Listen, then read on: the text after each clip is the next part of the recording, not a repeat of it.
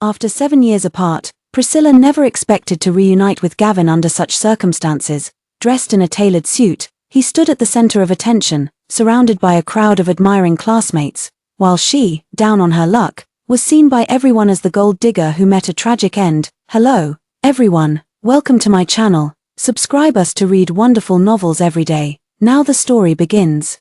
Priscilla had barely entered the private room with a tray full of drinks when someone recognized her. "Isn't this Priscilla? You're back in the country." The name ignited the entire private room, drawing disbelieving gazes from everyone toward her. Priscilla looked up to see countless once familiar faces, all her high school classmates. When her gaze landed on the man in the suit, her heart gave a violent jolt. Gavin, her first love, he sat right in the center, handsome and distinguished. But his gaze toward her was icy, as if looking at a stranger. Priscilla forced a smile. "I just returned to the country not long ago." Compared to 7 years ago, Priscilla had lost much weight and didn't seem to be doing well, sparking gossip among the others. Didn't she go abroad with that rich second generation back then? How did she end up so down on her luck waiting tables now? That guy's a notorious playboy. He must have dumped her after getting bored. She gave up Gavin for money back then, and now he's become City J's top tech tycoon. "Hey, you don't think she came here on purpose out of regret, do you?" Their tone was far from friendly, for in their eyes, Priscilla was a snob who shunned the poor and lacked compassion. Back when she broke up with Gavin, it had been an ugly scene. "Gavin, I'm done with being poor. He can take me abroad to study. Why should I keep struggling with you to get into university?" She ended things with Gavin in the year he loved her most. Amid his desperate pleas, she never once looked back. Now, the sparrow that flew onto the high branch doesn't seem to be living the life it desired. The poor student she once dumped has now become a billionaire CEO. She lowered her head to hide her pale face, her hands trembling as she carried the tray, yet forcing herself to appear composed. "I just work here." Priscilla bent down to place the wine. But her hands were shaking so violently that she couldn't steady the tray. Crash, all 6 bottles of wine shattered, leaving shards scattered across the floor. The others watched her with mixed expressions, while Priscilla turned deathly pale. The manager rushed in upon hearing the noise. His face darkened at the sight of shattered fragments all over the floor, and when he realized this was actually Gavin's private room, he became utterly terrified. "Mr. Gavin, we sincerely apologize. We'll clean this up immediately." The manager kept bowing in apology, but the next second, he immediately vented his anger on Priscilla, shoving her viciously. "How could you be so incompetent, useless? Can you even afford to pay for these wines? Apologize right now." Priscilla lowered her head in undignified submission. "I'm sorry." She could feel an icy gaze persistently fixed upon her. After the manager finished reprimanding her, Gavin finally spoke with reluctant mercy. "Forget it. You may leave now." The manager nodded with an ingratiating smile. "Yes, of course." He turned and walked away. Priscilla, her fingers trembling, quickly followed suit. "Priscilla," Gavin called her name instead, his cool voice devoid of inflection. "Did I say you could leave?" Priscilla froze mid-step and turned back to look at him. At this moment, countless memories came flooding back, untimely and unbidden. Back in school, Gavin didn't call her so coldly. He always called her honey. "Honey, these are my physics notes. I'll tutor you today. Don't fail again. Honey, drink less ice-cold stuff. It's bad for you. Honey, just wait for me 4 years at most. I'll give you the best of everything." But now, his voice held nothing but endless chill. Priscilla struggled to control the trembling in her hands, her tone humble. "Mr. Gavin, is there anything else you require?" Gavin spoke indifferently. "You don't need to compensate for the wine, but you've dirted my fiancé's shoes. Clean them." Fiancé. Under the dim light of the private booth, Priscilla finally noticed a woman nestled beside Gavin. She was exquisitely dressed, a perfect match for Gavin. It was Rosalind, also Priscilla's high school classmate. Unlike the ordinary backgrounds of Gavin and Priscilla, Rosalind was the golden girl who had pursued Gavin for a long time back then, though unsuccessfully. But now, she was Gavin's fiancée. Priscilla turned pale, knowing that in her current position, she had no right to refuse. She lowered her head and walked over, intending to wipe Rosalind clean with her sleeve, but Rosalind refused to lift her foot in cooperation, smiling as she said, "We're classmates, how could I possibly impose?" Gavin held her shoulder with a gentle expression, seemingly determined to avenge her. Everyone was watching Priscilla's misfortune unfold, with no one willing to speak up for her. Left with no choice, she knelt down to wipe Rosalind's shoes. The high heels looked expensive, and Priscilla moved with great care. Suddenly, She noticed a sparkling bracelet dangling from the slender wrist before her. Priscilla paused mid-motion, her heart suddenly wrenched with pain. This bracelet was all too familiar to her. Once upon a time, Gavin had solemnly fastened this very bracelet around her wrist. "Priscilla, this is our family heirloom. My mother said it's meant for my future wife. Now that you're wearing it, you're mine for life." Back then, Gavin's deep affection in his eyes was something she could never forget. Yet later, she discarded it like trash. Now, this bracelet adorns Rosaline's wrist. Along with Gavin's tenderness and love, everything has transferred to Rosalind now. Priscilla suppressing her trembling, she finished wiping carefully before hastily leaving. On the sofa, Gavin watched her leave, his dark eyes deep and unreadable. Priscilla ran back to the kitchen before finally steadying her heartbeat. She didn't dare enter that private room again, having yearned for him for 7 years, yet she lacked the courage to steal another glance. She asked a colleague to switch banquet rooms with her. Finally making it through her shift, Priscilla threw on her coat and left the club. City J winters were always bitterly cold, but today a blizzard raged outside. The buses had already stopped running at this hour. Priscilla couldn't bear to spend money on a taxi, so she decided to walk back. It would take about an hour or two, something she could handle. Just then, a black Maybach pulled out from the side. The car stopped in front of her, and the rear window rolled down to reveal Rosalind's face. "Priscilla, are you walking? Let us give you a ride." Through the car window, Priscilla vaguely caught sight of Gavin on the other side. Her breath hitched slightly as she shook her head. "No need, thank you." But Rosalind smiled gently. "The snow's too heavy, you'll wait forever for a cab. Let us drive you." Priscilla didn't understand her insistence, but she knew Gavin wouldn't want to see her again. "No need, really." Before she could finish, Rosalind interrupted again. "You're not upset about what happened today, are you? Don't get me wrong. Gavin wasn't targeting you. He just loses his temper easily when it comes to me. Once, an intern bumped into me, and he fired them on the spot. Don't take it to heart. We're old classmates after all. Let us give you a ride." As the wind and snow howled, Priscilla felt her body grow cold. Gavin, she knew all too well how much he cared for the one he loved. To keep refusing would only lead to a stalemate. Priscilla had no choice but to lower her head and get in the car. The passenger door opened. It was the driver who had opened it. Priscilla sat in silence as the warmth of the heater enveloped her. The car moved forward. Gavin never glanced at her from start to finish. While Priscilla was forced to witness their intimate interaction through the rearview mirror, Gavin reached out to brush off the snowflakes that had just landed on Rosalind, his gaze tender. "Don't open the window next time. You might catch a cold." Rosalind smiled sweetly and naturally leaned her head against his chest as Gavin embraced her. Priscilla saw him twist his left wrist through the rearview mirror. There was a distinct scar on it. Seeing that scar, Priscilla felt as if her heart had been pricked by a needle. 7 years ago, she called to break up with Gavin on the eve of his competition for a guaranteed admission spot. The once proud young man shattered his arrogance to beg her not to break up, even abandoning a competition to find Priscilla, yet he was involved in a car accident on the way, suffering a severe fracture in his left hand that required surgery. But like a madman, he fled the operating table, covered in blood, to search for her. In the end, what he witnessed was Priscilla embracing and kissing another boy. "Gavin, I've fallen for someone else. Stop pestering me." At that time, she was as cold as ice. Since then, Gavin had neglected the treatment of his hand, which not only ached on rainy days but also made him unable to drive ever again. Rosalind noticed his movement and immediately asked nervously, "What's wrong? Is the wound still hurting?" "It doesn't hurt," Gavin said. Rosalind grasped his wrist, her heart aching as she said, "Medical technology is so advanced now. Let me find someone to examine your hand again." "All right. There might still be a chance to heal it." Gavin let out a cold laugh. "No need. It serves as a good reminder of a foolish and filthy past." Hearing this, Priscilla shuddered violently, her fingertips turning pale from how tightly she clenched them. Rosalind also paled at his words and couldn't help but glance at Priscilla.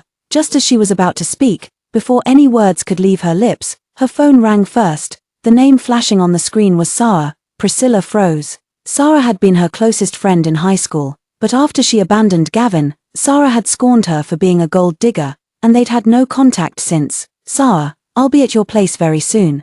Rosalind naturally cooed, then casually glanced up at Priscilla. With a playful glint in her eyes, she directly switched the phone to speaker. "By the way, we ran into Priscilla today. Want to say hello to her." As she spoke, she turned the phone's receiver toward Priscilla, but seconds later, Sarah's sarcastic voice came through. "She dares to come back. I can't be bothered talking to such trash, what a waste of time. Noticing Priscilla's suddenly pale face in the car, Rosalind finally put away her phone. That's just Sarah's temper, don't take it to heart. Priscilla clenched her hands and nodded stiffly. The people she loved most, and once closest friends, now cast her aside like worn-out shoes. Rosalind hung up the phone just as the driver pulled to a stop. Rosalind stepped out of the car and planted a kiss on Gavin's cheek. I promised Sarah I'd stay at her place tonight, so I'll be off now, don't miss me too much. Gavin chuckled softly, affectionately ruffling her hair. Remember to miss me, Rosalind. After Rosalind got out of the car, the vehicle instantly fell into deathly silence. Just as the driver was about to start the engine, Gavin spoke coldly, "Get out." The driver's movements froze immediately. Priscilla also stared blankly at the rearview mirror. Gavin met her gaze in the mirror with an expressionless face, curling a cold smile. "Did you really think I'd take you home? Get out of the car." Disgust was unmistakable. Priscilla felt a pang in her heart, forcing out a single word from her throat, "Okay." Without the slightest hesitation, the car immediately sped away, leaving nothing but dust in its wake. Meanwhile, Priscilla stood alone in the heavy snow wearing a thin, tattered coat, letting the snowflakes soak her entire body. She was even farther from home now, penniless with her phone already dead.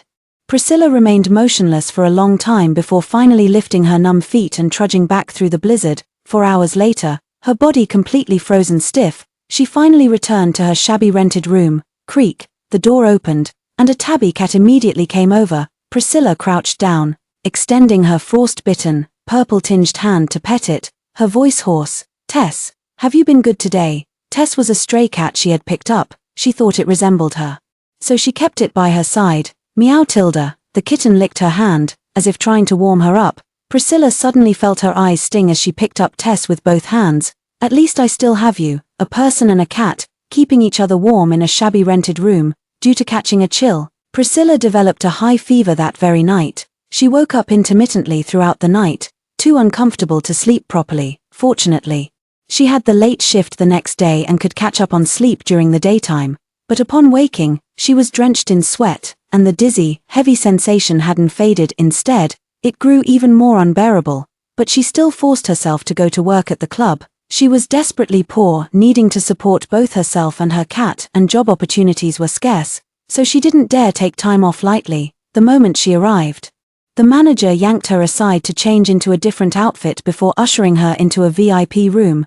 "The big boss is here for a business deal today. Make a good impression." Priscilla had no choice but to nod. As soon as she stepped inside, she spotted Gavin among the crowd of men in tailored suits. "Hurry up and go over there," the manager urged. "If you offend Mr. Gavin again, you're done here." Priscilla finally understood. No wonder the manager had been so afraid of him yesterday. It turned out Gavin was the hidden owner of this upscale club. No matter how unwilling she was, she had no choice but to approach. Priscilla quietly poured him a drink. As she was about to withdraw her hand, Gavin grabbed her. "You're drinking for me today, not a request, but a command," because he was the boss. He didn't even need a reason. "All right." Priscilla could only pick up the glass before him and down it in one go. The bitter liquor burned her throat, sending sharp pains through her stomach. Then, every toast offered to Gavin was drunk by Priscilla instead. Glass after glass, the high-proof foreign spirits mixed with white liquor left Priscilla ghostly pale. Her head swam with dizziness while her stomach churned with sobering agony. "I couldn't help but run to the bathroom to vomit 2 or 3 times, yet I still had to keep drinking when I returned." Gavin just kept watching her coldly, as if blind to her suffering. He just wanted to torment himself. Priscilla knew, he was supposed to hate her. Priscilla tilted her head back and downed another bottle of alcohol, lost in thought. When she stumbled to the bathroom again to vomit until the world spun, Priscilla turned on the faucet to rinse her mouth, then looked up to see her disheveled reflection in the mirror. Her eyes had reddened without her noticing. Suppressing the overwhelming discomfort, she staggered out the door, stepping out of the bathroom. She unexpectedly saw Gavin leaning against the hallway. Priscilla, startled, lowered her head and tried to brush past him when suddenly, her hand was yanked back. Gavin stared at her profile. After a long silence, she heard Gavin ask, "Have you ever regretted it?" Priscilla's lashes trembled slightly. Her lips seemed to move, but no words came out. Receiving no answer, Gavin continued asking in a low, deep voice, "All these years, have you ever thought of me even once?"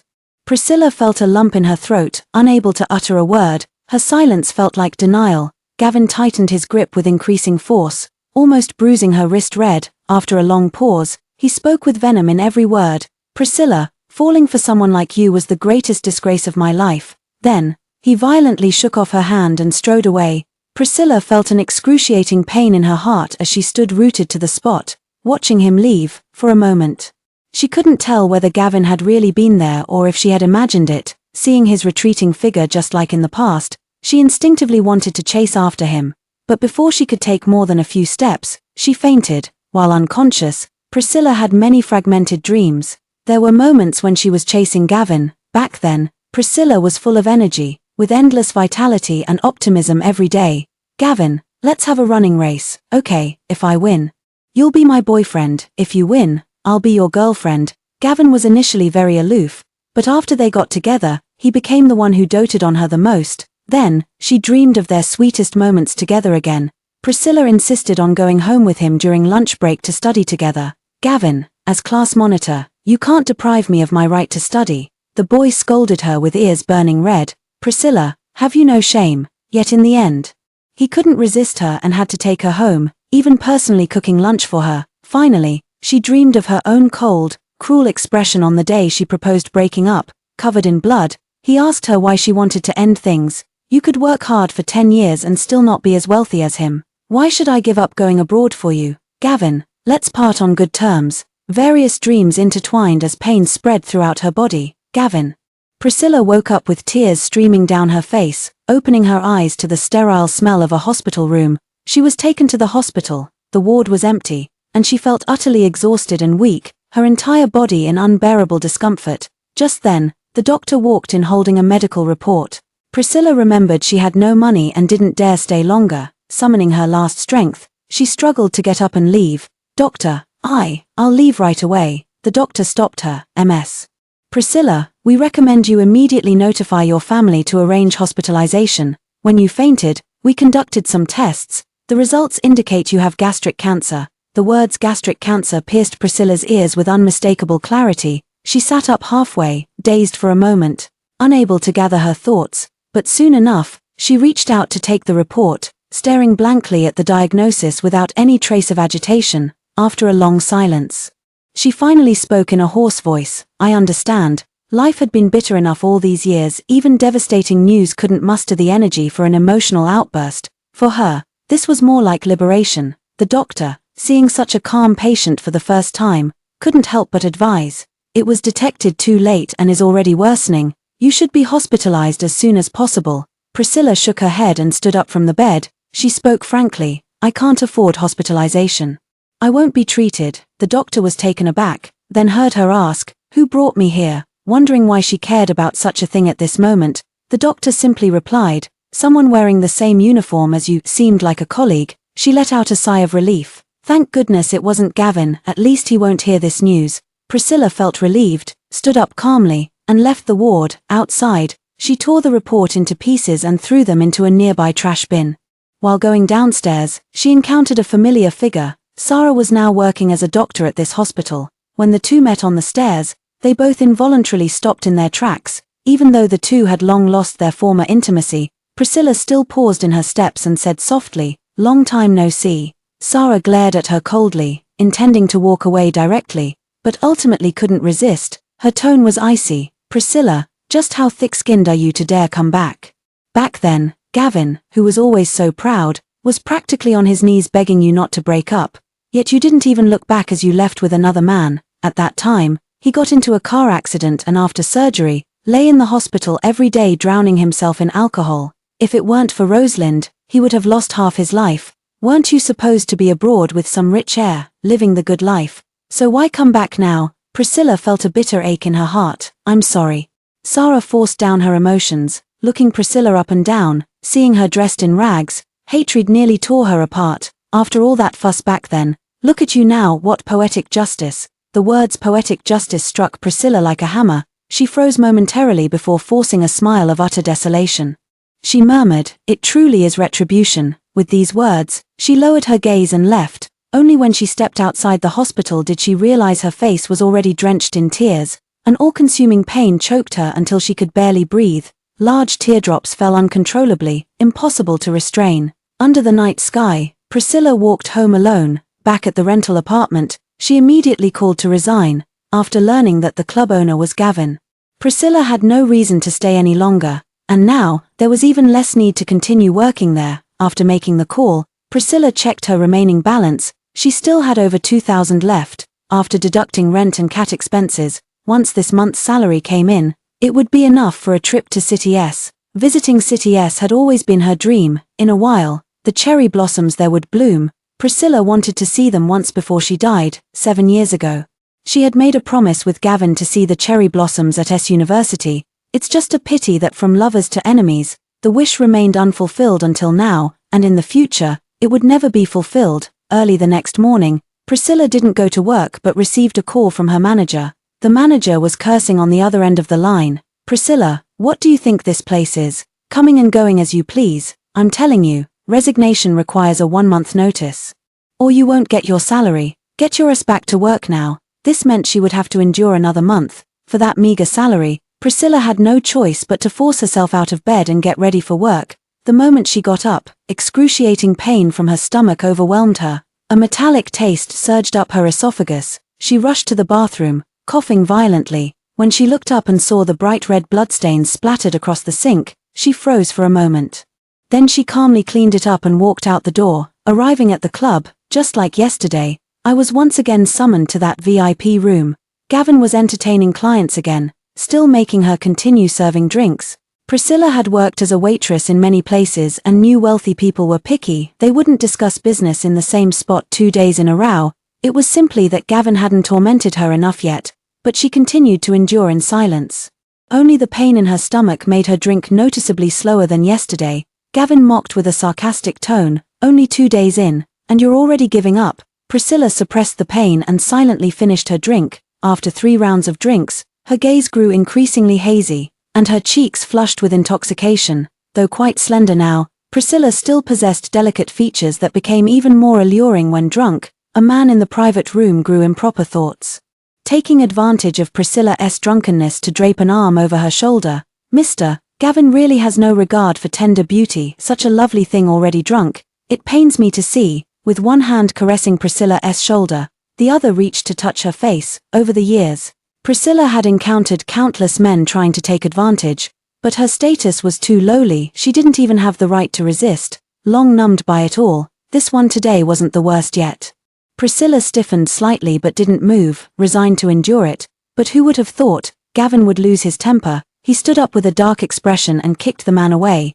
Then he charged forward, suddenly overcome with rage, even smashing a chair to pieces. Everyone was utterly shocked, and no one dared to intervene. Priscilla hadn't even processed what was happening before Gavin dragged her away with a darkened expression. She was thoroughly drunk, yet could still feel the blood from his recent fight trickling onto her hand. Staring at that sticky blood, her mind hazily flashed back to that scene from 7 years ago. Gavin had emerged from the hospital covered in blood to find her, only to witness her kissing someone else. The boy's self-esteem shattered in that moment, while Priscilla remained indifferent as she looked at his blood-covered body. In the end, he staggered away, collapsing unconscious after just a few steps. Everyone assumed Priscilla had refused to save him, but in truth, it was she who brought Gavin back to the hospital. That day, he also bled profusely onto her. No matter how much Priscilla tried to wash away her guilt over 7 years, it never faded from her heart. Gavin had loved her to the very marrow of his bones back then. And now, the boy who loved her 7 years ago seemed to have split open the fabric of time to return to her side. Priscilla felt her eyes redden as she instinctively tightened her grip on his hand. Suddenly, an overwhelming wave of intense pain came crashing down. Pain and intoxication intertwined, leaving her no room to think of anything else. When she woke the next morning, Priscilla found herself lying on an impossibly soft bed. The sheets were silky smooth, a luxury she'd never experienced before. The moment she opened her eyes, she saw the ornate chandelier on the ceiling. This was a room in the club. Immediately after, Priscilla sat up and realized she was completely naked. Her face instantly paled, and as she looked up, she saw Gavin standing by the window, lost in thought. But his clothes had been changed. Priscilla clenched her hands, vaguely recalling how he had taken her out of the private room after she got drunk yesterday. She couldn't remember anything after that. Noticing she was awake, Gavin turned to look at her, his gaze icy. The next second, he directly slammed a card onto her face. Priscilla stiffened all over, her voice trembling as she said, "What do you mean?" Gavin sneered, as if tired of her games. "You seduced me, and now you're asking what I mean." With that, he picked up the remote and clicked it toward the TV opposite the bed. A dim video begins to play, its surveillance footage. In the video, she embraces Gavin and kisses him, until the two of them fall onto the bed together, and then, she stands completely frozen, yet genuinely can't remember initiating it. Gavin watches her reaction and cuts off the video. A few seconds later, he spoke without a trace of emotion. "I'm getting married to Rosalind. If you let even a word about last night slip out and upset her, I won't hesitate to send this video to everyone in your circle. Let them see just how wanton you are." Priscilla turned deathly pale, whether it was because of his announcement that he was marrying Rosalind, or because he had actually threatened her like this. She clenched the sheets and said hoarsely, "I'll pretend last night never happened." Gavin thought of how indifferent she had been toward that groper, just as calm and detached. Then, recalling last night in bed, a look of disgust crossed his face as he sneered, "Of course you don't care. How many men have you seduced over the years?" Hundreds, if not thousands. These taunts were nothing new to Priscilla, she had heard them all before, but coming from Gavin's mouth, it sounded even more piercing. She wearily closed her eyes, her heart already riddled with wounds. Suddenly, she opened her eyes and looked at him. "Gavin, I was wrong to abandon you 7 years ago. I can apologize to you. I beg you to let me go. After tormenting me for so long, surely it's enough now." This was the first time since their reunion that she had brought up what happened 7 years ago. Gavin's deep eyes darkened further as he curled his lips into a smile devoid of warmth. "You think this is enough? Priscilla, you cost me half my life back then. How do you plan to repay that?" Priscilla's heart ached as she recalled the blooded youth from that rainy night long ago. Her breath trembled, head bowed as if unwilling to face him, but Gavin forced the issue. Roughly tilting her chin up only to find her face already streaked with tears. Instantly, the more vicious words caught in his throat. Priscilla spoke through her tears, her voice trembling, "If I die, will that settle the debt?" Gavin stiffened, his eyes suddenly flashing with anger. "Say that again." For a fleeting moment, as she met that gaze, Priscilla thought she saw a glimpse of the Gavin who once loved her, but in the next instant, all she saw was the Gavin whose eyes burned with hatred. For a moment, she was dazed. "Gavin," she murmured his name, but the next second, Gavin's phone rang, drowning out her voice. It was probably Rosalind calling, because upon hearing the voice on the other end, Gavin's expression completely changed, even his voice softened. "I'll be right there." With that, he immediately left Priscilla behind, turning away in haste. Priscilla watched his retreating figure as he ran toward another woman. Finally understanding completely that the boy who had once loved her with his life would never return. After this day, Priscilla didn't see Gavin for several days. When she went back to work, she forced herself to work every day, returning to her damp and dim rental where she and her kitten kept each other warm. As her illness worsened, the pain often kept her awake at night. One evening, she turned on the TV only to see the news of Gavin and Rosalind's wedding announcement. It was a perfect match, two people from equally prominent families, both talented and strikingly attractive, joining forces in an unbeatable union. Late at night, Priscilla watched the tall, poised man on screen through blood-stained coughs, her gaze dim and desolate. Gavin never came to the club himself, yet he made sure the manager sent her there every day to accompany customers with drinks. When he was too busy to come, he'd send others to keep an eye on her. Priscilla had to drink heavily every day, worsening her condition until her stomach ached as if it would split open. Sometimes even painkillers didn't work at all, and the frequency of her coughing up blood kept increasing. After a week of this, she finally couldn't hold on any longer. When she woke up in the morning, her whole body felt weak. Just as she was about to call in sick, she received a call from Rosalind first, who sent her an address and told her to go there. Adding that she had already taken care of her leave, Priscilla went there and found it was a bridal shop in the city center. Priscilla walked in stiffly and found Gavin, Rosalind, and Sarah all present. Seeing her, Rosalind approached warmly and took her hand. "Priscilla, I'm getting married soon and need 2 bridesmaids. One is Sarah, but I can't find anyone else for the other spot. Will you help me?" Priscilla felt a tremor in her heart and instinctively looked toward Gavin. Would he really agree to have his ex-girlfriend as a bridesmaid? Gavin looked cold, his eyes warning her not to upset Rosalind. Under such a gaze, Priscilla hadn't even opened her mouth when Sarah's mocking voice chimed in again. "Rosalind, you're just too kind. Aren't you afraid someone like her might ruin your wedding?" Priscilla turned pale, while Rosalind smiled and said, "We were classmates, after all." With that, she simply took her by the hand and went to pick out a dress.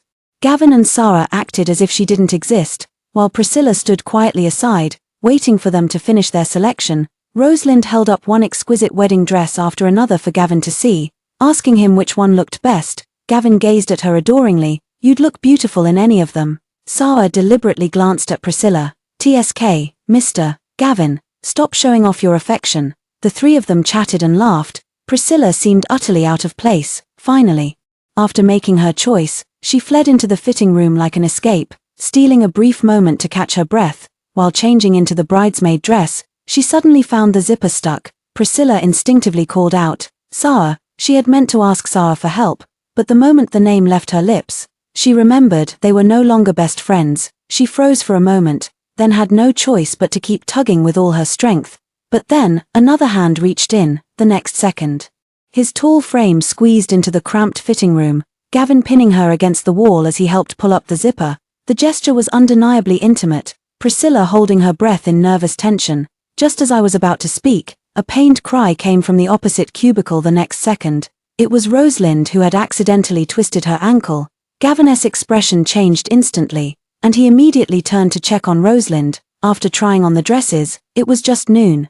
Rosalind said she wanted to thank Priscilla and even specially took her out for lunch. They went to a Western restaurant, reportedly also Rosalind's favorite. "Priscilla, their signature steak is delicious. I'll order one for you too." She was very enthusiastic, but Priscilla, suffering from stomach cancer, couldn't eat such food at all. Still, she didn't want to embarrass her and ordered it with thanks. Sarah scoffed while scanning the menu. Rosalind studied abroad in America. What steak hasn't she tasted? Priscilla stiffened slightly, remaining silent. The atmosphere froze momentarily at those words. Gavin cast a glance at Priscilla, his gaze inscrutable. After the steak was served, Gavin cut it for Rosalind before handing it to her, showing utmost thoughtfulness and consideration. "I want a dessert ice cream too." Rosalind coquettishly pleaded with him, but Gavin refused. "Eat less cold food." This intimate atmosphere was almost identical to when Priscilla used to date him, only now, the person he cared for would never be her again. Priscilla lowered her eyes, her heart aching, not daring to look up. After the meal, Rosalind took her to tour the wedding venue. At City J's most luxurious hotel, golden roses covered every surface, and a simulated starry sky stretched overhead. Sarah exclaimed in admiration. "It's breathtaking, Rosalind. You must be the happiest bride." Hearing this, Rosalind gazed sweetly at Gavin. It was all Gavin's arrangement. Only those who are loved can have such a heartfelt wedding. Priscilla was momentarily dazed when she heard Gavin tell Rosalind, "Whatever you desire, I'll give it to you." "Priscilla, give me 4 years at most, and I'll give you everything you want." Once, she too had heard such solemn vows, gazing at this magnificent hall. Priscilla silently lowered her head, concealing the sorrow in her eyes. He had truly kept his promise, only, his bride was no longer her. Right after, Gavin asked Sarah to help test the stage lift. Only Priscilla and Rosalind remained in the hall. The atmosphere grew quiet for a moment. Rosalind looked at Priscilla, shedding the gentle facade she had maintained all along, her expression instantly shifting as she spoke coldly. "I never thought I'd see you again. Weren't you sent abroad years ago?" Priscilla was all too familiar with this demeanor of hers and whispered, "Couldn't stay abroad anymore." Soon, she heard a cold laugh. "Couldn't stay in a foreign mental hospital. So you think you can stay in one here?" Just a few words. Yet they instantly seemed to trigger Priscilla's memories. Her face turned deathly pale in an instant. Rosalind paid no heed and directly handed her a card. "Disappear after the wedding, and never return to this country again, otherwise." The threatening words were left unfinished as their gaze caught sight of Gavin and Sarah approaching. She immediately concealed the fierceness in her eyes and shoved the card straight into Priscilla's arms. Just then, Gavin and Sarah witnessed the scene, their expressions darkened as they rushed over. Priscilla hadn't even processed what happened when Sarah charged forward and violently pushed her to the ground, the bank card clattering onto the floor. "Priscilla, you're truly incorrigible. We were only gone for a moment, and you already asked Rosalind for money." After all, Priscilla's gold-digging reputation is deeply ingrained in everyone's minds. Not only Sarah, but even Gavin thought so. He shielded Rosalind and glared coldly at Priscilla. That look of disgust spoke louder than 1,000 words. She couldn't utter a single word of explanation, but Rosalind spoke up. "Don't be like this, since Priscilla isn't doing well, and we've known each other. It's only right to lend a helping hand." The roles were reversed. She had become the good person now. Sarah said indignantly. Rosalind, you're just too soft-hearted. Priscilla's lips felt parched, and a dull ache throbbed in her chest. Before leaving, Rosalind took out a large bag of invitations from the car trunk and handed it to Priscilla. Priscilla, your handwriting is beautiful. Could you please help us write the guest list, looking at those bright red invitations? Priscilla nodded silently. Late at night, in the rented room, Priscilla filled out the guest list over and over again. Her rented apartment had no heating, and by midnight the room temperature grew even colder, her hands already swollen red from the cold. Truth be told, her handwriting used to be quite poor, costing her presentation marks in every exam. Later, it was Gavin who patiently taught her how to write beautifully, stroke by stroke. He wrote in an elegant Thinggold-style calligraphy. Priscilla, practice your handwriting well. You'll need to write our names on wedding invitations someday. So the first words she practiced writing were her own name and Gavin's. But now, Gavin's name stands beside another, no longer next to Priscilla's. The scene remains the same. But the people are gone, all things cease to matter. Priscilla stared at the names of the bride and groom, when suddenly her eyes welled up with tears. After standing dazed for a moment, she began coughing again. Accidentally staining one of the invitations with blood, Priscilla hurriedly tried to wipe it, but the blood only smeared more conspicuously. In the end, she had no choice but to write the name Priscilla on the guest list of that invitation. After writing it, she paused for 2 seconds, then with reddened eyes added another line. Gavin, wishing you everlasting peace and happiness through all the years. As days passed, the wedding day of Gavin and Rosalind drew nearer. Priscilla had only a few shifts left at work. Once she got her paycheck, she could finally go see the cherry blossoms in S-City. That day, when she went to work at the club, she suddenly noticed her colleagues were looking at her differently. Her eyes held both disdain and a trace of apprehension. Priscilla was clueless until she received Gavin's call. His voice was furious. Priscilla, was it you who posted that video online? How much more money are you trying to extort? She had no idea what was happening and asked blankly, what are you talking about? On the other end, Gavin's voice was terrifyingly low. Do you really want the whole world to see your promiscuous behavior? Let me tell you, if this upsets Rosalind, I swear I'll tear you limb from limb. With that, the call was abruptly ended. Priscilla had a sinking feeling in her heart as she opened Twitter. When she saw the explosive content that had already gone viral, her breath caught in her throat. That night's video of me and Gavin was actually uploaded online. The video only captured a portion, her wrapping her arms around Gavin's neck and kissing him.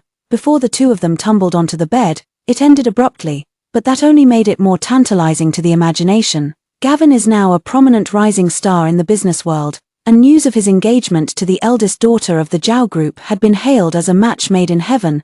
But just as they were about to marry, such a scandal suddenly surfaced. The consequences were unimaginable. Her lips turned pale as she saw countless people calling her shameless, a vixen, a homewrecker. This incident even affected Gavin's company's market value. Since the video was exposed, the stock price has dropped significantly. At that moment, Sarah's call came through. The moment we made contact, I was bombarded with accusations. Priscilla, they're about to get married, and you're causing such a scene, have you no shame? It seemed everyone had already assumed she was the one who leaked the video. Priscilla parted her lips, only to find herself speechless. Finally, Sarah snapped, if you hurt Rosalind, I'll never forgive you. Those she cared about all despised her for Rosalind's sake, wishing she would vanish completely. Priscilla hung up the phone, wiping blood from the corner of her mouth. She hadn't even noticed when it had started bleeding, and suddenly thought, perhaps she really shouldn't have come back.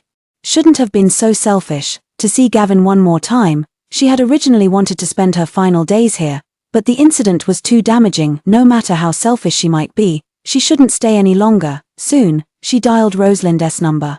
Her voice hoarse. Rosalind, send me abroad. She had resigned herself to fate. Just like 7 years ago, she would let Rosalind send her away from this place. Over there, Rosalind merely gave a cold smile. With public opinion in such an uproar, do you really think sending you abroad now would solve anything? Gavin has worked 7 years to build his career, and you're about to ruin it. The only way to salvage this is, unless something bigger comes along to overshadow it. She paused, each word dripping with icy venom. Priscilla, have you ever heard the saying, to silence the noise, you must create an even greater spectacle, and in this world, there is no greater spectacle than death. Rosalind's voice was light and indifferent, as if she were merely discussing something trivial. Priscilla did not answer, only tightening her grip on the phone. Her face was pale as she stared blankly ahead. She already understood Rosalind's meaning, in an instant.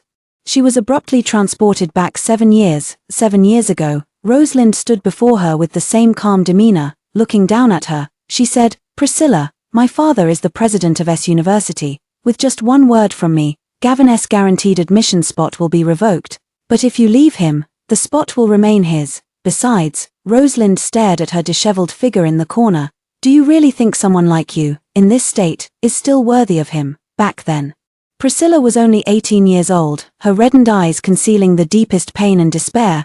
It was around that time when the real Priscilla had already died. What remained was merely a walking corpse, so she wasn't the least bit afraid of death. Hanging up the phone, she continued working as if nothing had happened. After work, she quietly returned home alone once more. The house was rented to her by a kind-hearted old lady, since she wouldn't be staying here anymore.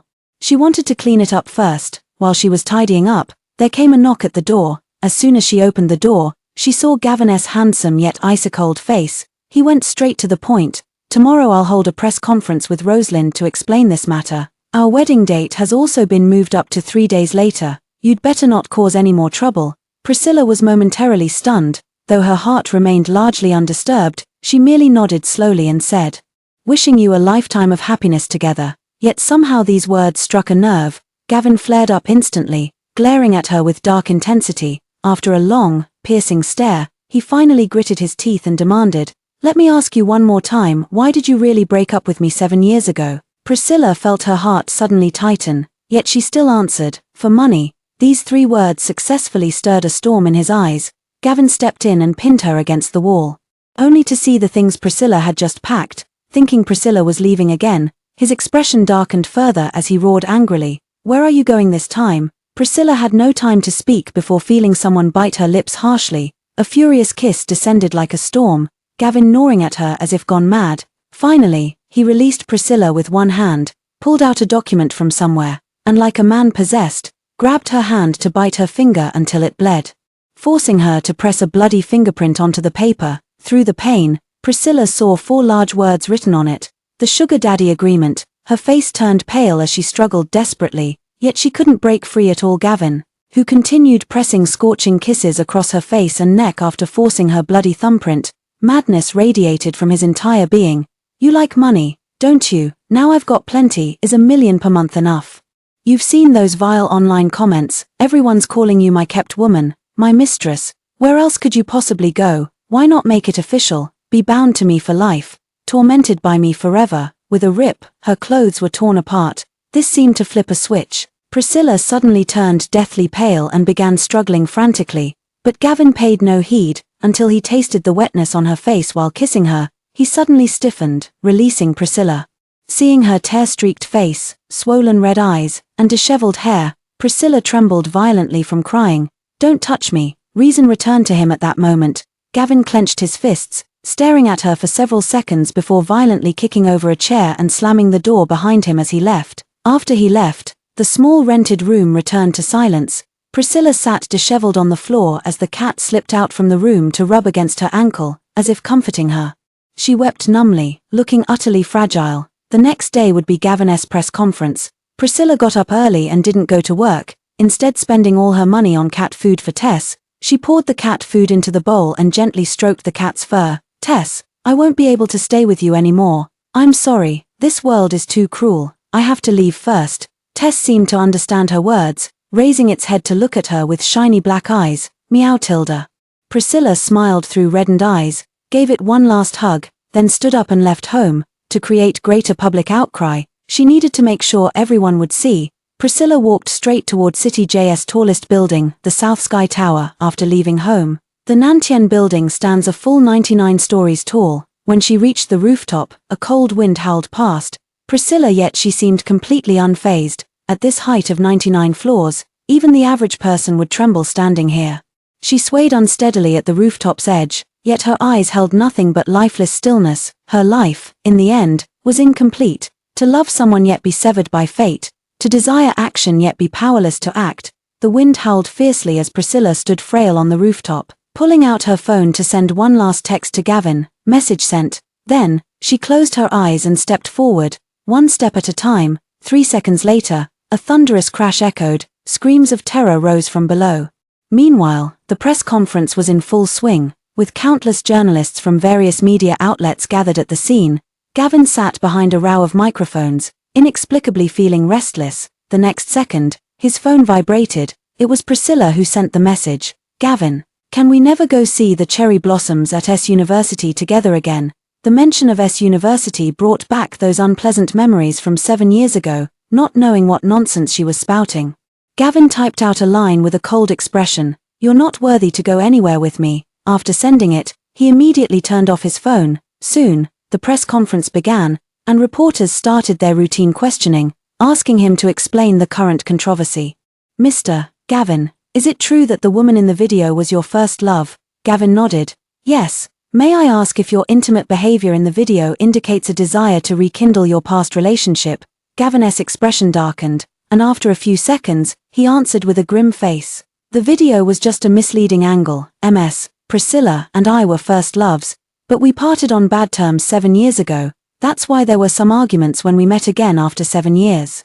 The love of my life is my fiancée. I would never betray her, nor would I rekindle anything with that kind of woman." Meanwhile, Rosalind sitting nearby also picked up the microphone. "I can testify for my fiancé that I was present that day, and the video is entirely fabricated."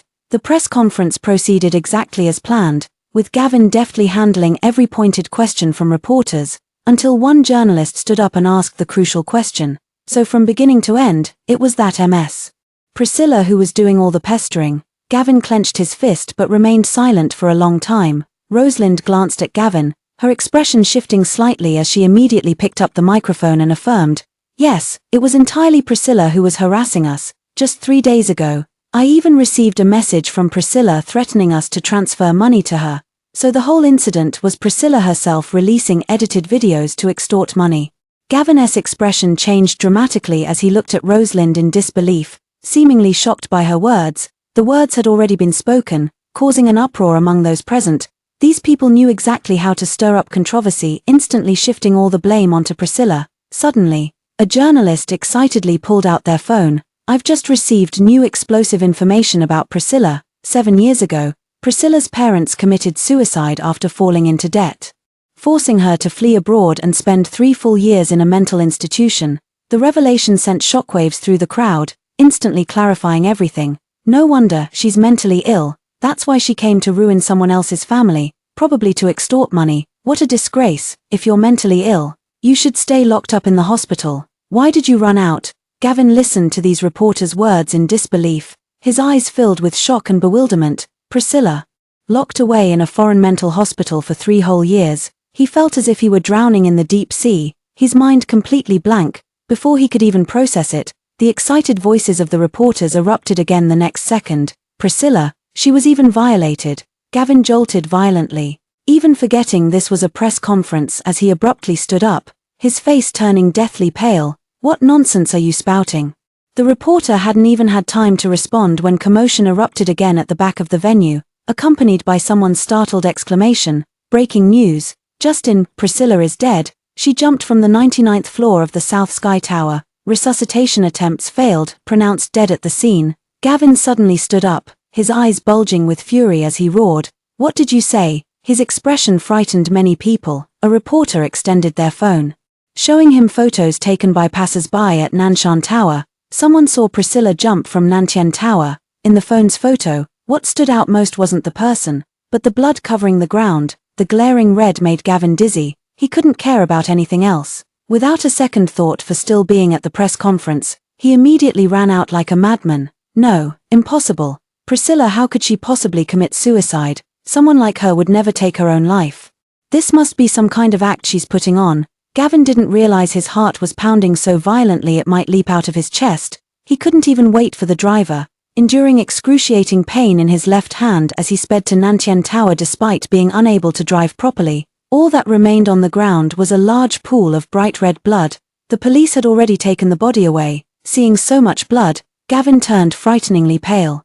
He still couldn't believe the jumper was Priscilla, and immediately went to the police station. But because she had jumped from the 99th floor, the body was shattered beyond recognition, impossible to reconstruct its former appearance. Gavin trembled as he lifted the white sheet. staring at the unrecognizable remains, standing rigidly for what felt like an eternity. What gives you the right to say she is Priscilla? There are no surveillance cameras on the rooftop. But the lobby and elevators have them. The police have already retrieved the footage of Priscilla going up to the rooftop from the building's surveillance. Gavin saw Priscilla's calm yet numb face in the footage, and his heart ached as if it had been thrown into a blender. Heartache. He actually felt heartache.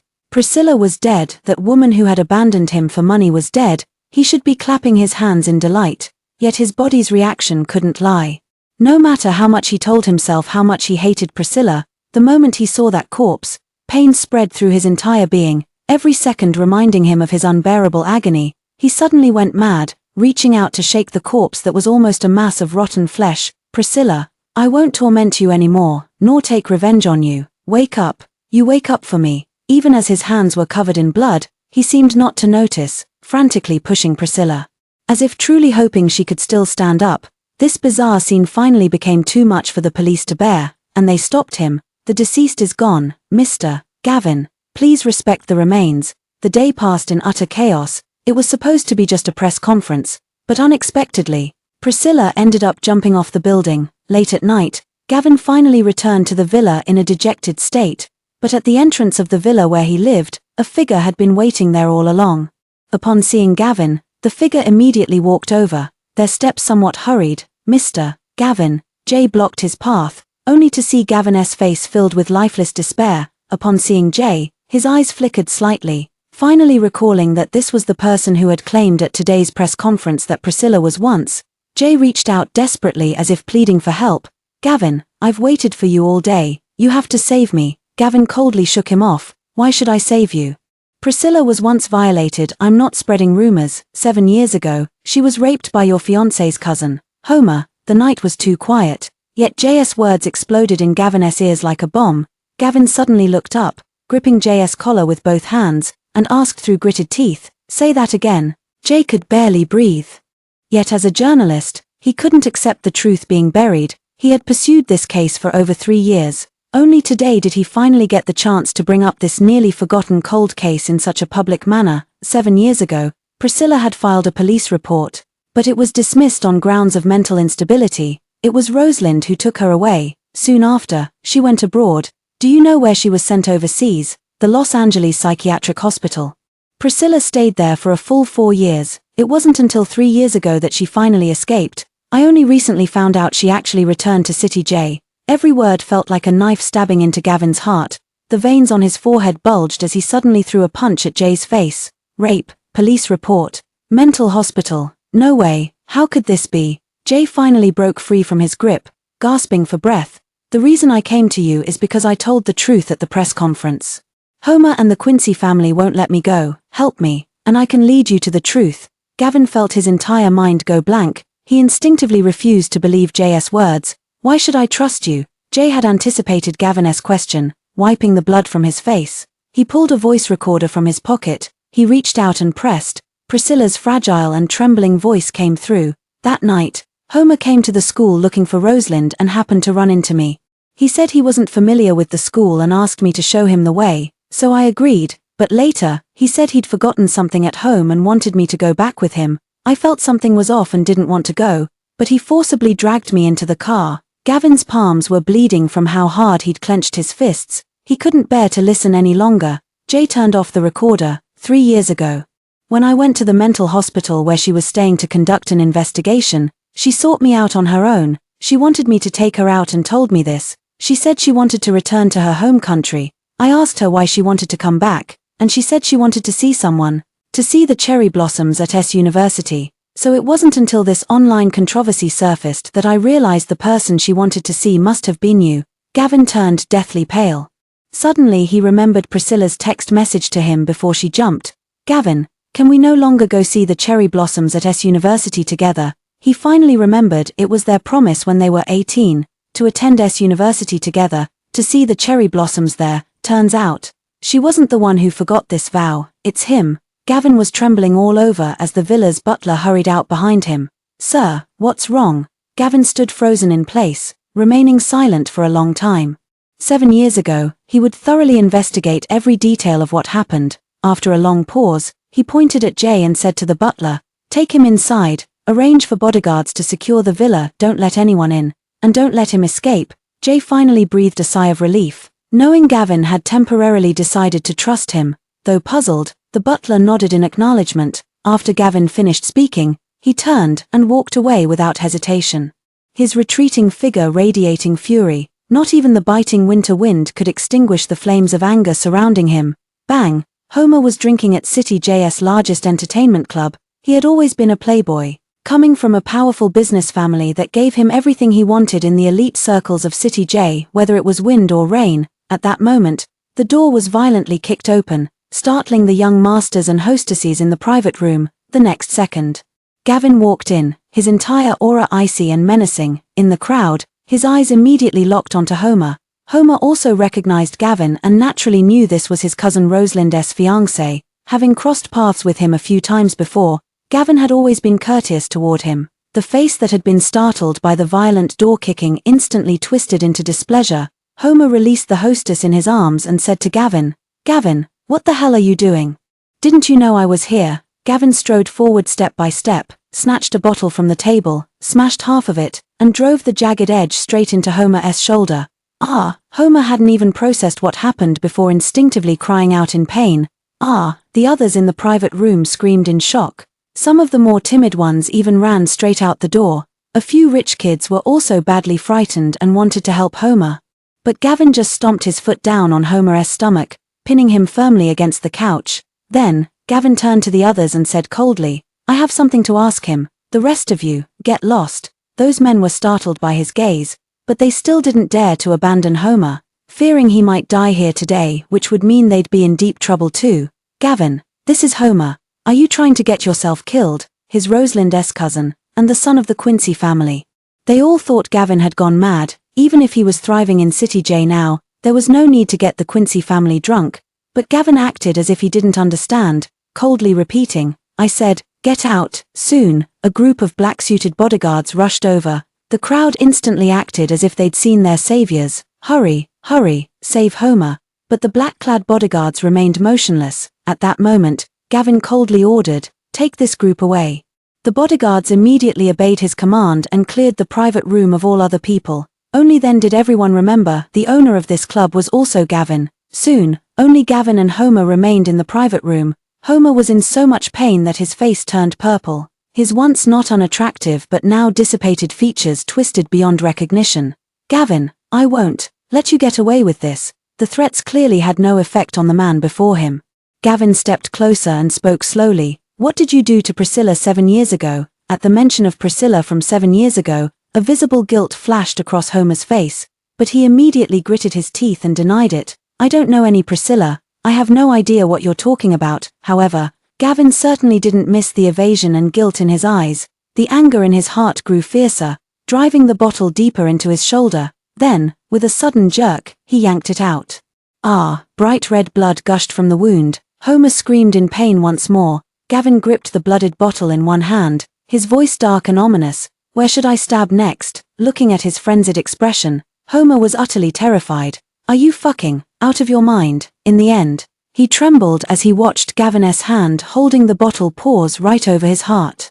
Homer turned deathly pale, desperately struggling to break free from him, but because he was pinned on the sofa, he couldn't move an inch. Just as Gavin's hand was about to come down, Homer finally broke down and shouted, I'll tell you.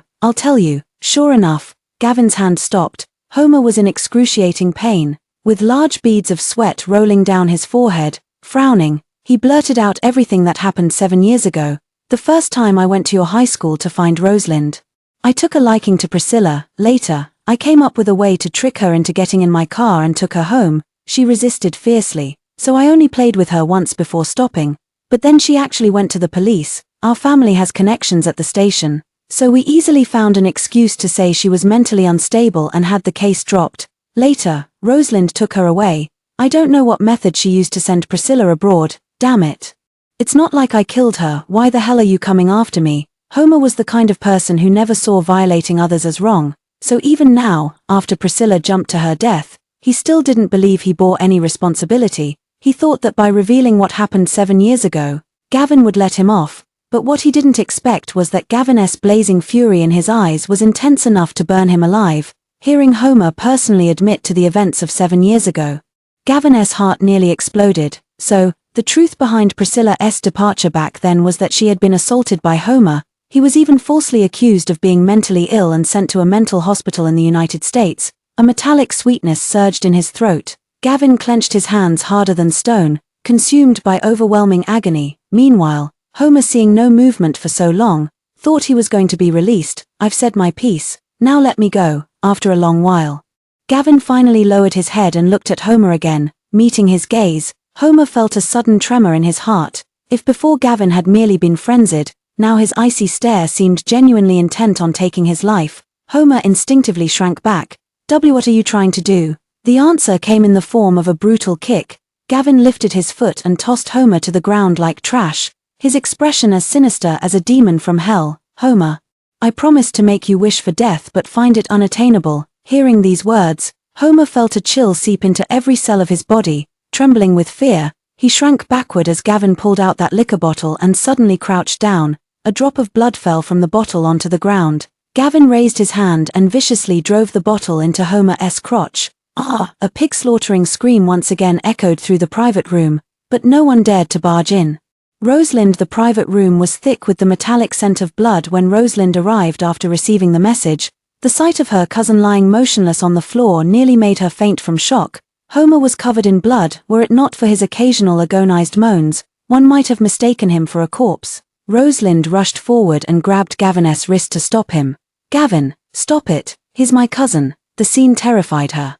And after 7 years of Gavin's gentleness towards her, Rosalind had truly come to believe Gavin would listen to anything she said. But now, Gavin knew the truth of what happened back then. His suit and face were splattered with blood, his handsome features twisted into a chilling coldness that sent shivers down the spine. His gaze turned darkly toward Rosalind. How could he have forgotten? The mastermind behind Priscilla's suffering. This woman was also to blame. This woman, who had feigned kindness and gentleness for 7 years, earning his gratitude, had ruthlessly driven Priscilla to America and locked her away in a mental institution. Now, he would settle the score one by one.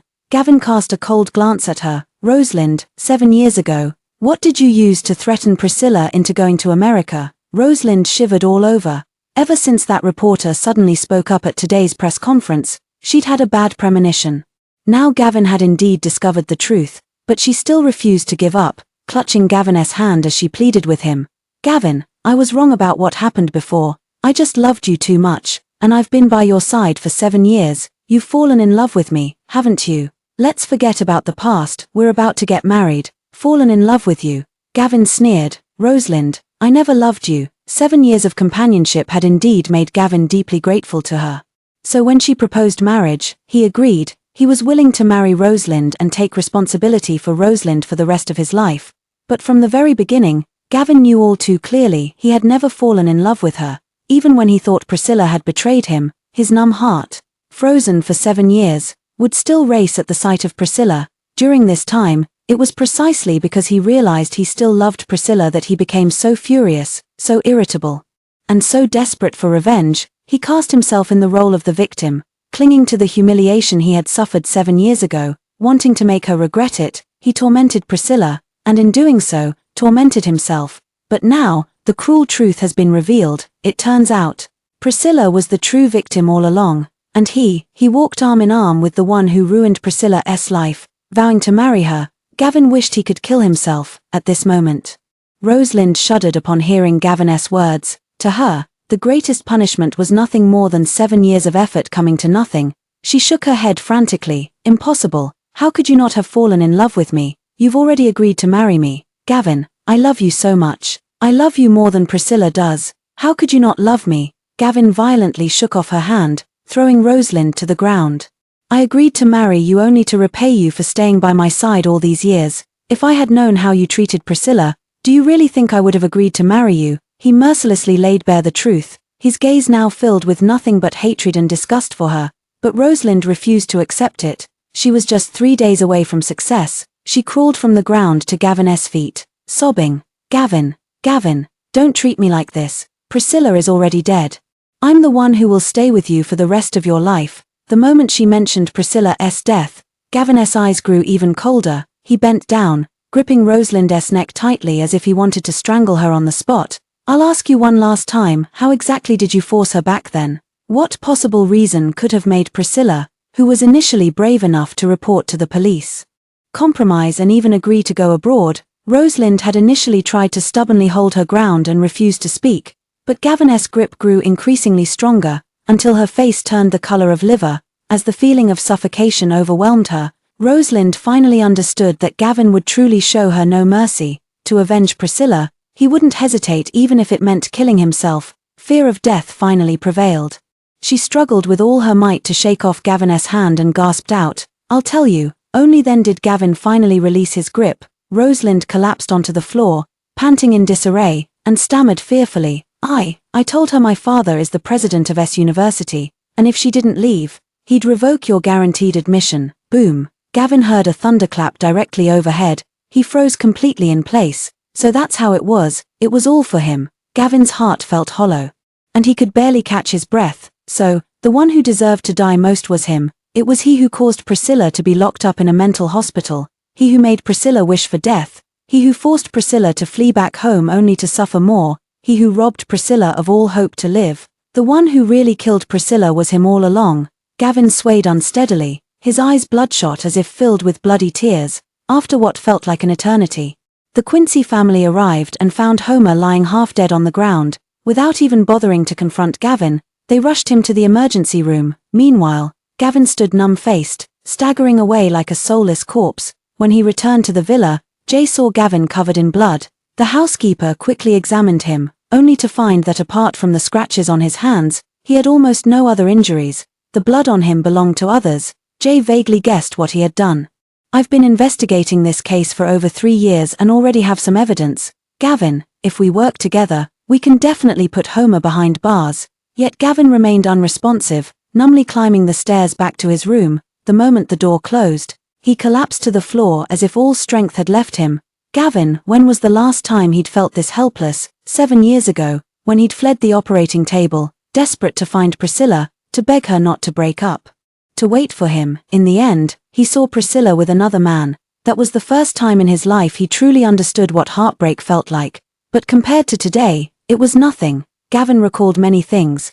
Priscilla that night when she got drunk with him at the hotel. He wasn't actually intoxicated, he was just despicably wanting to possess her. Even after 7 years, his desire for her hadn't diminished in the slightest.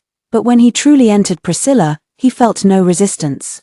Nor was there any blood on the sheets. Priscilla's past betrayal of him ignited his fury, reaching its peak at that moment. He thought this was the evidence of her promiscuity with other men. So that night, he tormented her with great cruelty, even insulting her with money and harsh words after she woke up. Now, recalling the sarcastic remarks he once made to Priscilla, Gavin was filled with unbearable regret. That wasn't evidence of her promiscuity, it was her most painful experience. "Gavin, what in the world have you done?" A cold liquid slid down from the corner of his eye. Gavin felt so heartbroken he could barely breathe.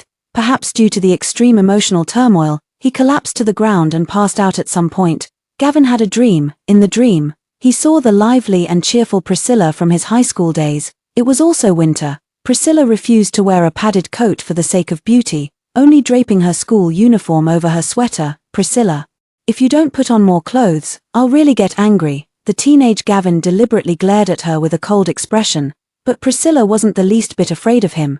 Taking advantage of the empty space, she pounced on him like a koala. "No need, Gavin, you're so warm too, I just need to hold you." As expected, Gavin's face turned red, yet he couldn't bring himself to push Priscilla away. The classroom was empty. In the dream, the two of them held each other quietly.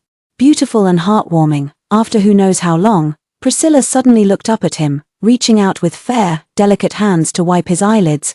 "Gavin, why are you crying?" Gavin stared blankly at the Priscilla before him, unable to utter a word. That young boy Gavin had vanished. What stood before her now was the present-day Gavin, gazing at the youthful Priscilla. Even his arms trembled as he held her.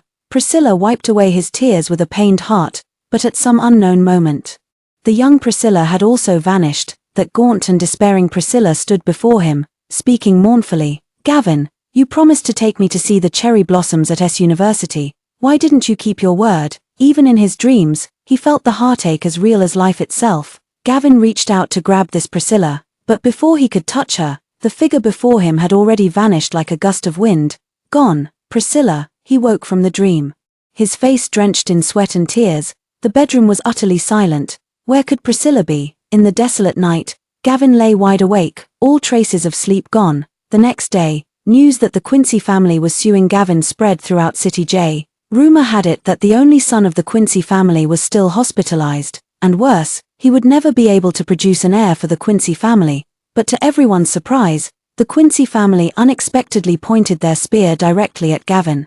The soon-to-be in-law Gavin. This was certainly something new. Just as the crowd waited to see how the Zhao family would make their choice, Gavin directly issued a statement informing everyone that his engagement with Rosalind was annulled. He didn't even inform the Zhao family before directly issuing the statement. When Rosalind saw the overwhelming news online at home, she fainted from anger on the spot. After a night of wallowing, Gavin had already regained his composure. Even if he were to die, he would first avenge Priscilla before doing so. Homer and Rosalind, none of them will get away with it. So after the Quincy family sued him for intentional assault, Gavin immediately countersued Homer in court. Over the years, Homer has abused his status to commit all kinds of wrongdoing.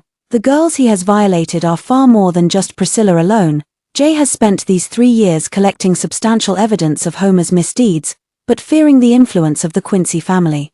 He worried his efforts would be in vain and thus never dared to expose them. Now, with Gavin by his side, he can finally speak the truth without hesitation. Meanwhile, Gavin retrieved the surveillance footage from that night when he confronted Homer, where Homer admitted outright to raping Priscilla and even colluding with the police to cover it up.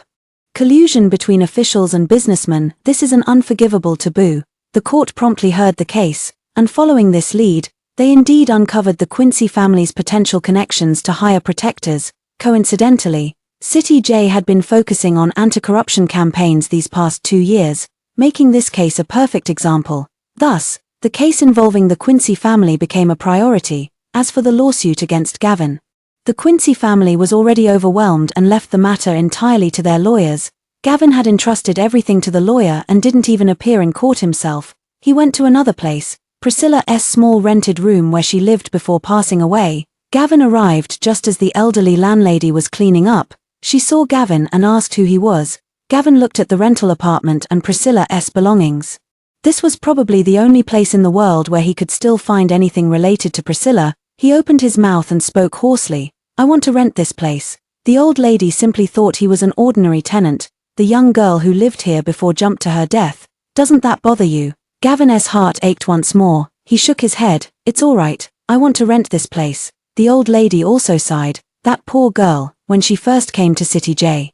She had nowhere to stay. I often ran into her while walking in the park and asked why she was always there. She said she slept on the bench at night. Later, I couldn't bear it and let her stay in this house. To repay me, she would always cook and bring me water. After she found a job, she even insisted on paying rent. Ah, such a kind child. The old woman kept murmuring while sweeping the floor. She didn't see the tall man behind her, his hands trembling slightly. Meow Tilda. At that moment, a black cat came running out from the inner bedroom, afraid it might startle him. The old lady explained, "This is that girl's cat, named Tess. What a pity though, her whole life was nothing at all like Tess." Gavin stared at the cat, when suddenly a memory came flooding back. Once, when they were fantasizing about the future together, she said she wanted to have a cat and a dog after they got married. "I've already thought of a name for the cat, Tess. Gavin, I wish you Tess peace.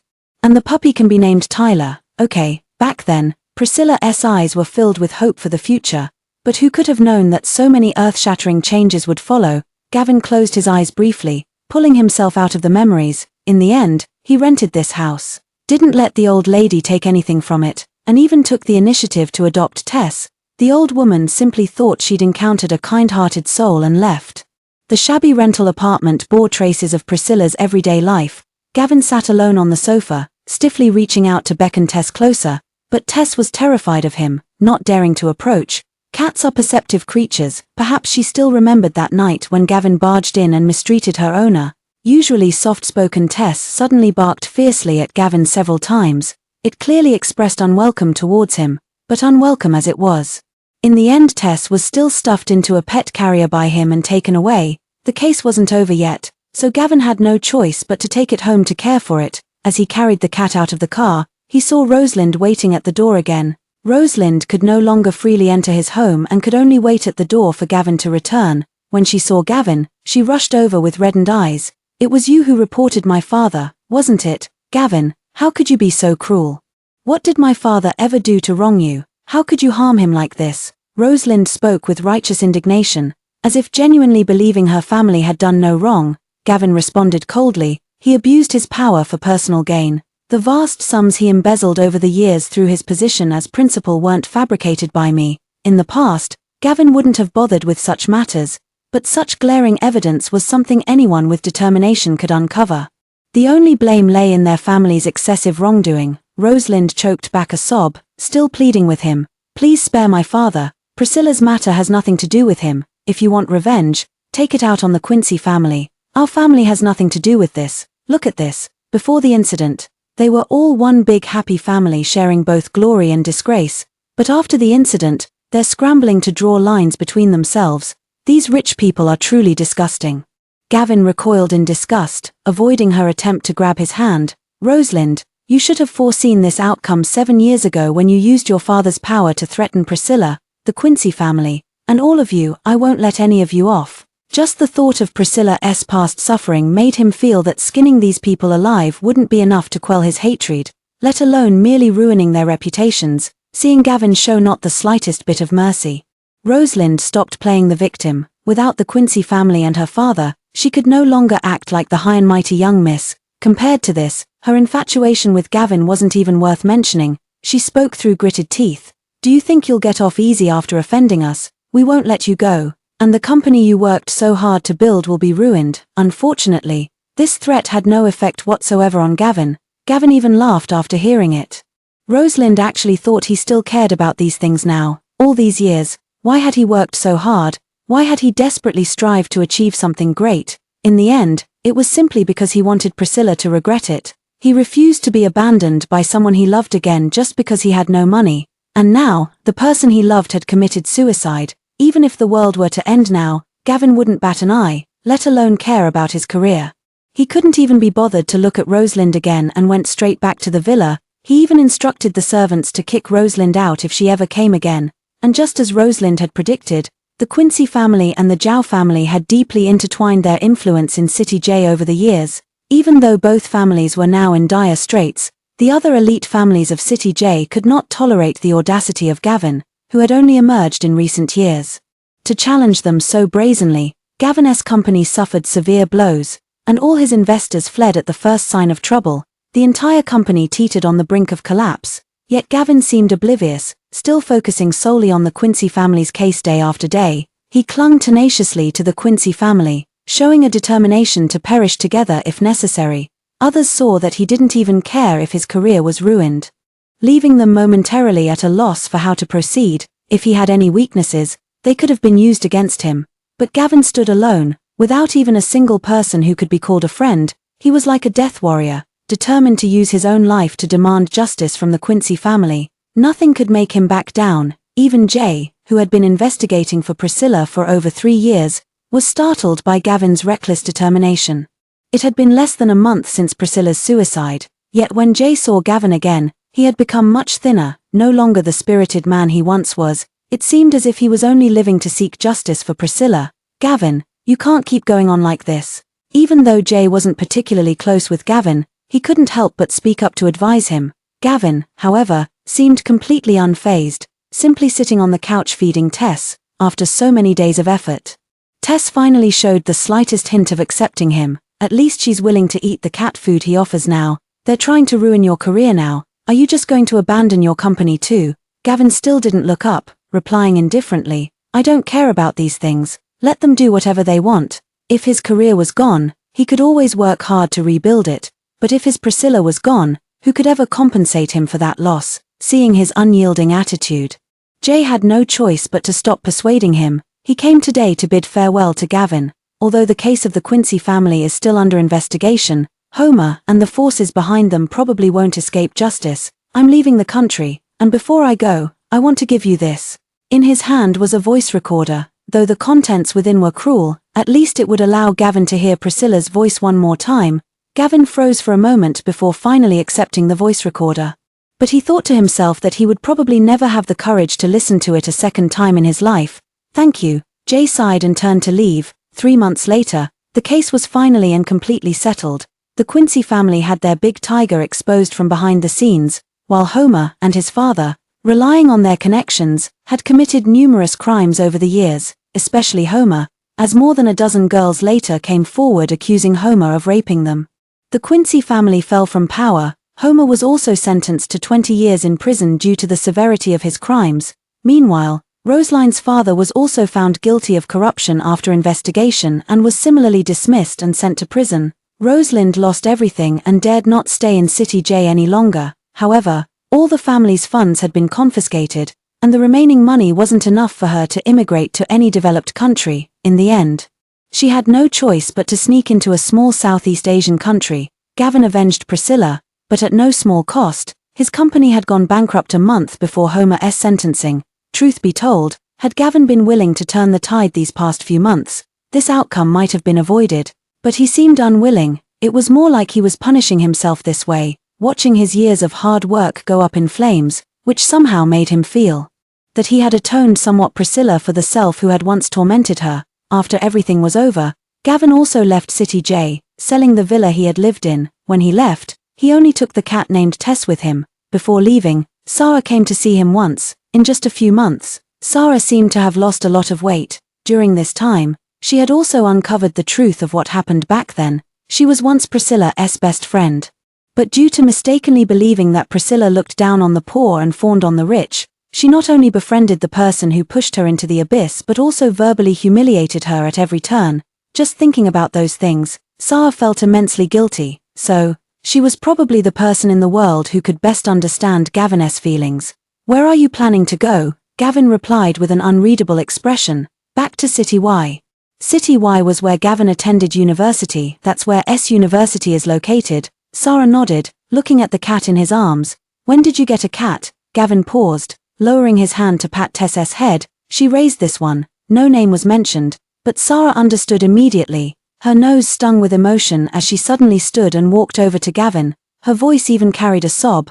"May I pet her?" Gavin didn't stop her, lifting Tess to let her touch. Sarah, with reddened eyes, reached out to gently stroke Tess's head, tears instantly slipping from the corners of her eyes. "I'm sorry, Priscilla, I'm truly sorry. I don't deserve to be your friend at all." 3 years later, in spring, City Y's cherry blossoms were exceptionally beautiful. Next to University, there was a rather deserted bookstore. Both in front of the bookstore and in the backyard, cherry blossoms were planted everywhere. The owner was a strikingly handsome man who kept a cat and a dog. But they say he has a bad temper, so even though the store is near the school, hardly anyone comes to buy books. Once, a girl wanted to pick a cherry blossom because they were blooming beautifully, but she was sternly chased away. There were also girls who tried to strike up a conversation because they thought the owner was handsome, but without exception, they were all driven away. Over time, people simply stopped coming. The boss didn't seem to mind. Just spent each day staring blankly at his cherry blossom tree. Another spring arrived, and this year's cherry blossoms were exceptionally beautiful. Gavin opened the door in the morning to find few customers in the shop. Alone in the bookstore's backyard, he trimmed the branches of the cherry blossom tree. Meow tilde, woof, woof. A black and a yellow figure kept circling around him, as if competing to see who could make louder noises. Gavin remained completely unfazed. While tilting his head back to trim the branches, he said calmly, "Tess, Tyler, go play somewhere else." The two animals seemed to understand human speech. Immediately responding to his cold tone, they wisely lowered their tails and slunk away. Just then, footsteps approached from the bookstore ahead. Gavin didn't look up, merely saying, "Find whatever book you want yourself. The prices are on the back. Just leave the money at the counter." With that said, he continued to carefully prune the cherry blossom tree. Yet the book buyer neither responded nor made any sound of leaving for a long while. After about 10 seconds or so, a familiar voice finally spoke up. "Mr. Gavin, you've truly achieved the art of hiding in plain sight now." Gavin paused, the hand holding the pruning shears, only then lowering his gaze to look. Sure enough, there was Jay's face. 3 years had passed since they last parted. Gavin still felt somewhat grateful to Jay. After all, if it weren't for him back then, he might never have learned the truth in his lifetime. so Gavin unprecedentedly invited someone to sit down and have tea. The tea isn't very good, I hope you don't mind. Jay looked at Gavin now with some surprise. He had shed all his former aggression, appearing calm and composed, with an air of transcendent detachment about him. Weren't you abroad all this time? Gavin asked him. Jay only then remembered the real reason he had come to see him this time. A flicker of hesitation passed through his eyes before he finally resolved to speak. Gavin, I don't know if I'm going crazy. Even he thought it sounded absurd, but Jay continued, during my trip to France this time, I saw someone who looked exactly like Priscilla. Bang! Gavin dropped the teacup in his hand, and the tea spilled across the table onto him. The once neatly pressed trousers were now stained with tea. 3 years ago, Gavin was rarely ever shocked. Meow tilde. Whether Tess noticed the strange noise or heard that familiar name remains unclear. With tail held high, she scampered to Gavin's legs, circling around them incessantly. After 3 years, hearing Priscilla's name again still brought an ache to the heart. Gavin replied hoarsely, she's been gone for 3 years. Jay also knew how fantastical his words sounded, but during a media event in Paris.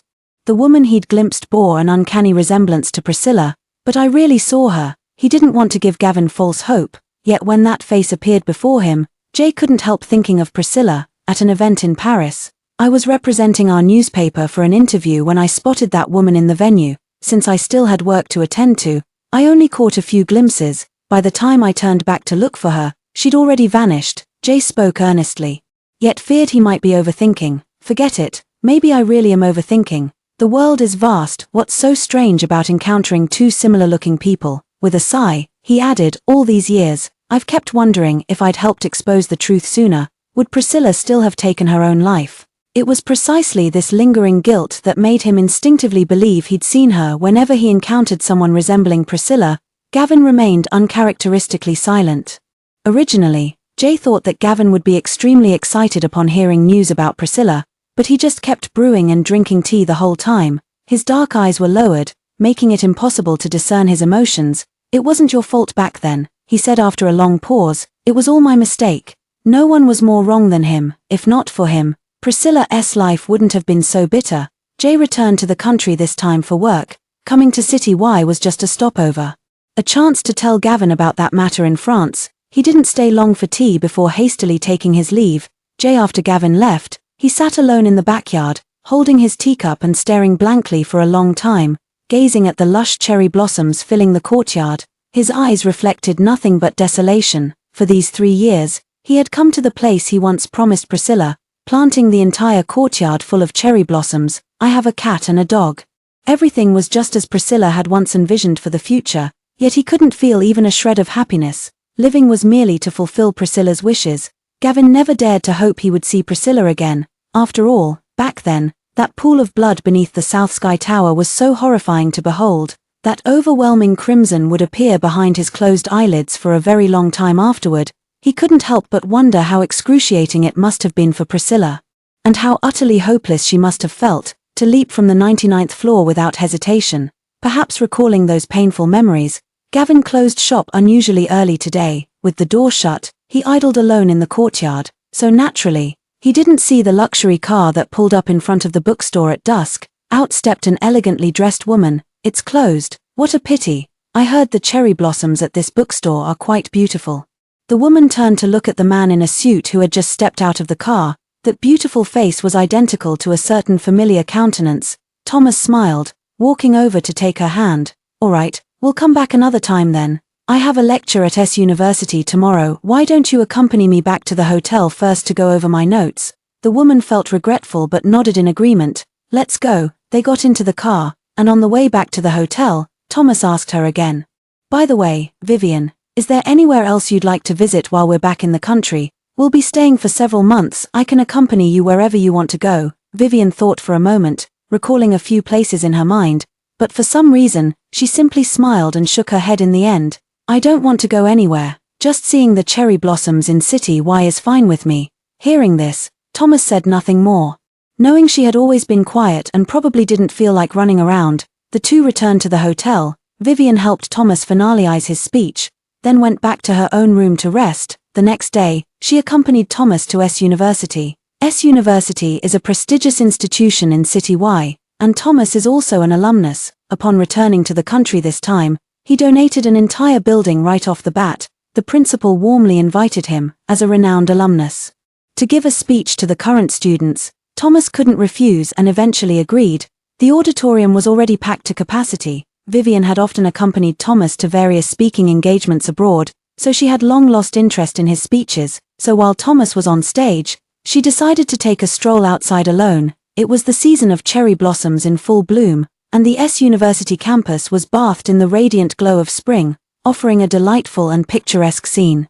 She walked toward the most famous cherry blossom grove, where many students and tourists had gathered to admire the view. Vast stretches of pink cherry blossoms surrounded her, as if she were immersed in a sea of flowers. Vivian gazed quietly. Over the years, she had seen cherry blossoms in many places, but none had been as breathtaking as these. She seemed lost in thought, her mind wandering for a long time, until the sound of playful laughter and chatter reached her from behind, likely from newly enrolled students seeing the cherry blossoms here for the first time, marveling in awe. Boys and girls, brimming with energy, barely took in the view before they started roughhousing. Vivian had been standing for a while and was growing tired. Now, the noise of their play only added to her headache. Just as I was about to leave, I turned around and bumped straight into a firm chest. Thud, the handbag in my grasp fell to the ground. Gavin was simply holding a camera, though he had planted cherry blossoms himself. Every year when S University's cherry trees bloomed, he would bring his camera to capture them. I was too focused on finding the right angle earlier and didn't notice a woman standing in front of me, after accidentally knocking her things over. He was just about to bend down to help pick up her bag when she had already crouched to retrieve it herself. Sorry, Gavin stepped back and said. Just then, Vivian picked up the bag, stood up, and met his gaze. In that instant, it felt as though heaven and earth stood still. Boom. This time, Gavin dropped the camera in his hand. He stared blankly at Vivian's face, unable to regain his composure for a long while. Sir, you dropped your camera. Vivian only reminded him with a single sentence before turning to leave, but just as they brushed past each other, Gavin suddenly grabbed her slender arm with force. He forced out a few words from his throat. Priscilla, if not for seeing it with his own eyes. Gavin would never have imagined in his wildest dreams that he'd see Priscilla again. His heart pounded violently, as if 3 years of silence had evaporated the moment he saw that face, and his heart instantly sprang back to life. But the woman before him quickly began to struggle free. Let go of me. Who are you? I don't know you. In an instant, Gavin froze completely again. Perhaps sensing that he had hurt her hand, he instinctively loosened his grip and said cautiously, I'm Gavin, don't you recognize me? Vivian watched him warily with a look that the former Priscilla would never have shown, as if staring at a complete stranger. I don't know you and have never heard of you. You must have mistaken me for someone else. With that, Vivian turned and walked away as if unwilling to speak with him further. Yet Gavin stared at her retreating figure, his mind racing with countless thoughts. Impossible, there couldn't be two people in this world who looked so alike. No, this isn't even resemblance, it's absolutely identical. But, back then, Priscilla jumping off the building was something everyone knew about. How could she possibly reappear? Lost in thought, Vivian had already walked away. Gavin hurriedly picked up the camera and followed. Whoever she was, just seeing that face identical to Priscilla's, Gavin couldn't afford to miss even the slightest chance it might be her. Vivian walked out of the cherry blossom grove and, seeing Gavin still following her, said somewhat irritably, Could you stop following me? Gavin also knew his behavior was inappropriate, but he couldn't care less at that moment. Sorry, I just thought you looked a lot like a friend of mine. She passed away several years ago. I miss her dearly. Noticing Gavin's sorrowful expression, Vivian's eyes softened momentarily before she replied, I'm sorry about your friend, but I'm really not her. Gavin stared at Vivian's face. It was indeed identical to Priscilla's. Yet the unmistakable wariness in her expression relentlessly reminded Gavin every second, I'm not the person you know. This strange yet familiar feeling left him with a sense of dissonance. Just then, another voice came from behind. Vivian, where have you run off to? Thomas walked over together with the president of S University. Upon seeing Thomas, Gavin clearly noticed a faint smile flicker across her face. She immediately walked toward the man. Nowhere special, just went to see the cherry blossoms. Gavin also followed her gaze toward Thomas, just as the university president noticed. Gavin, you're here too. What a coincidence. Let me introduce you, this is Thomas, the CEO of ME Group. He's also an alumnus of our school, a few years senior to you. He went abroad over a decade ago to pursue his career.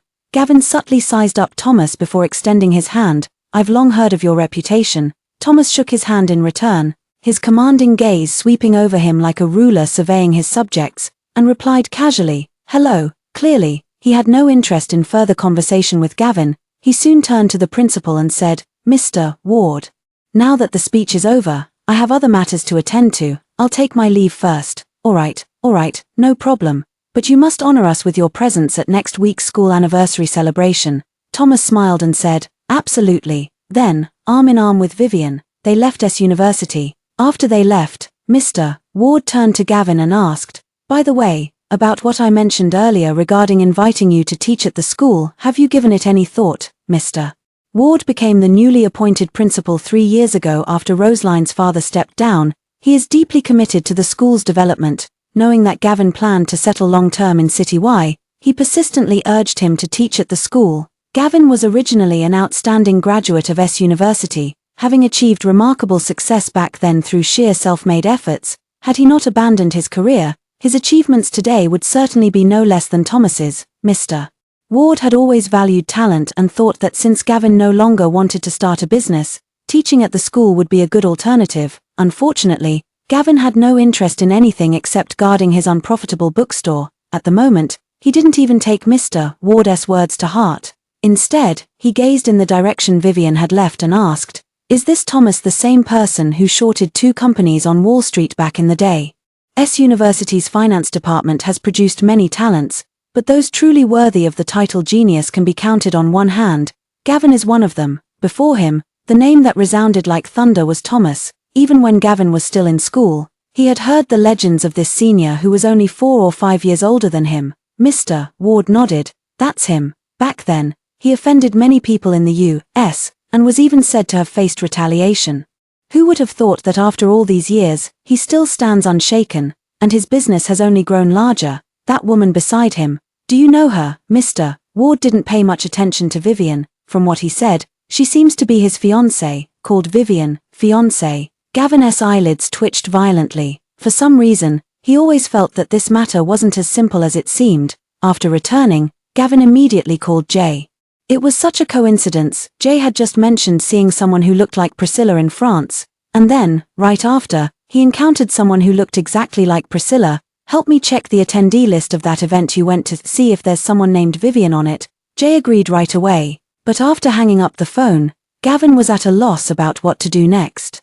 Even if it's proven Jay saw was Vivian, what difference would it make? That still wouldn't prove any connection between her and Priscilla. She acted as if she didn't know him at all.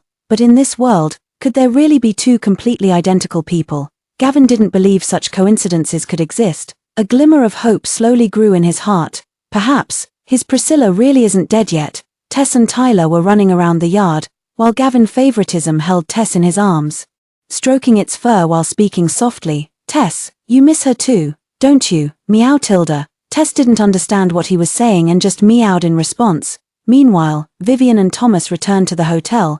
Thomas changed into another outfit and still had to attend a drinking gathering, which Vivian was originally supposed to accompany him to, but it was obvious that ever since returning from S University, she hadn't been in the right state of mind. "What's wrong?" Thomas patted her shoulder. Finally snapping her out of her daze, Vivian also turned pale, shaking her head. "I'm fine." Thomas recalled what had just happened, his warm hand gripping hers as he spoke in a steady, deep voice. "Because you saw him." Truth be told, even Thomas hadn't expected to encounter Gavin in City S. Vivian had exhausted all her composure moments ago, sitting weakly on the sofa. Thomas' warmth continuously flowed from his hand to her palm, yet Vivian still felt a chill running through her body.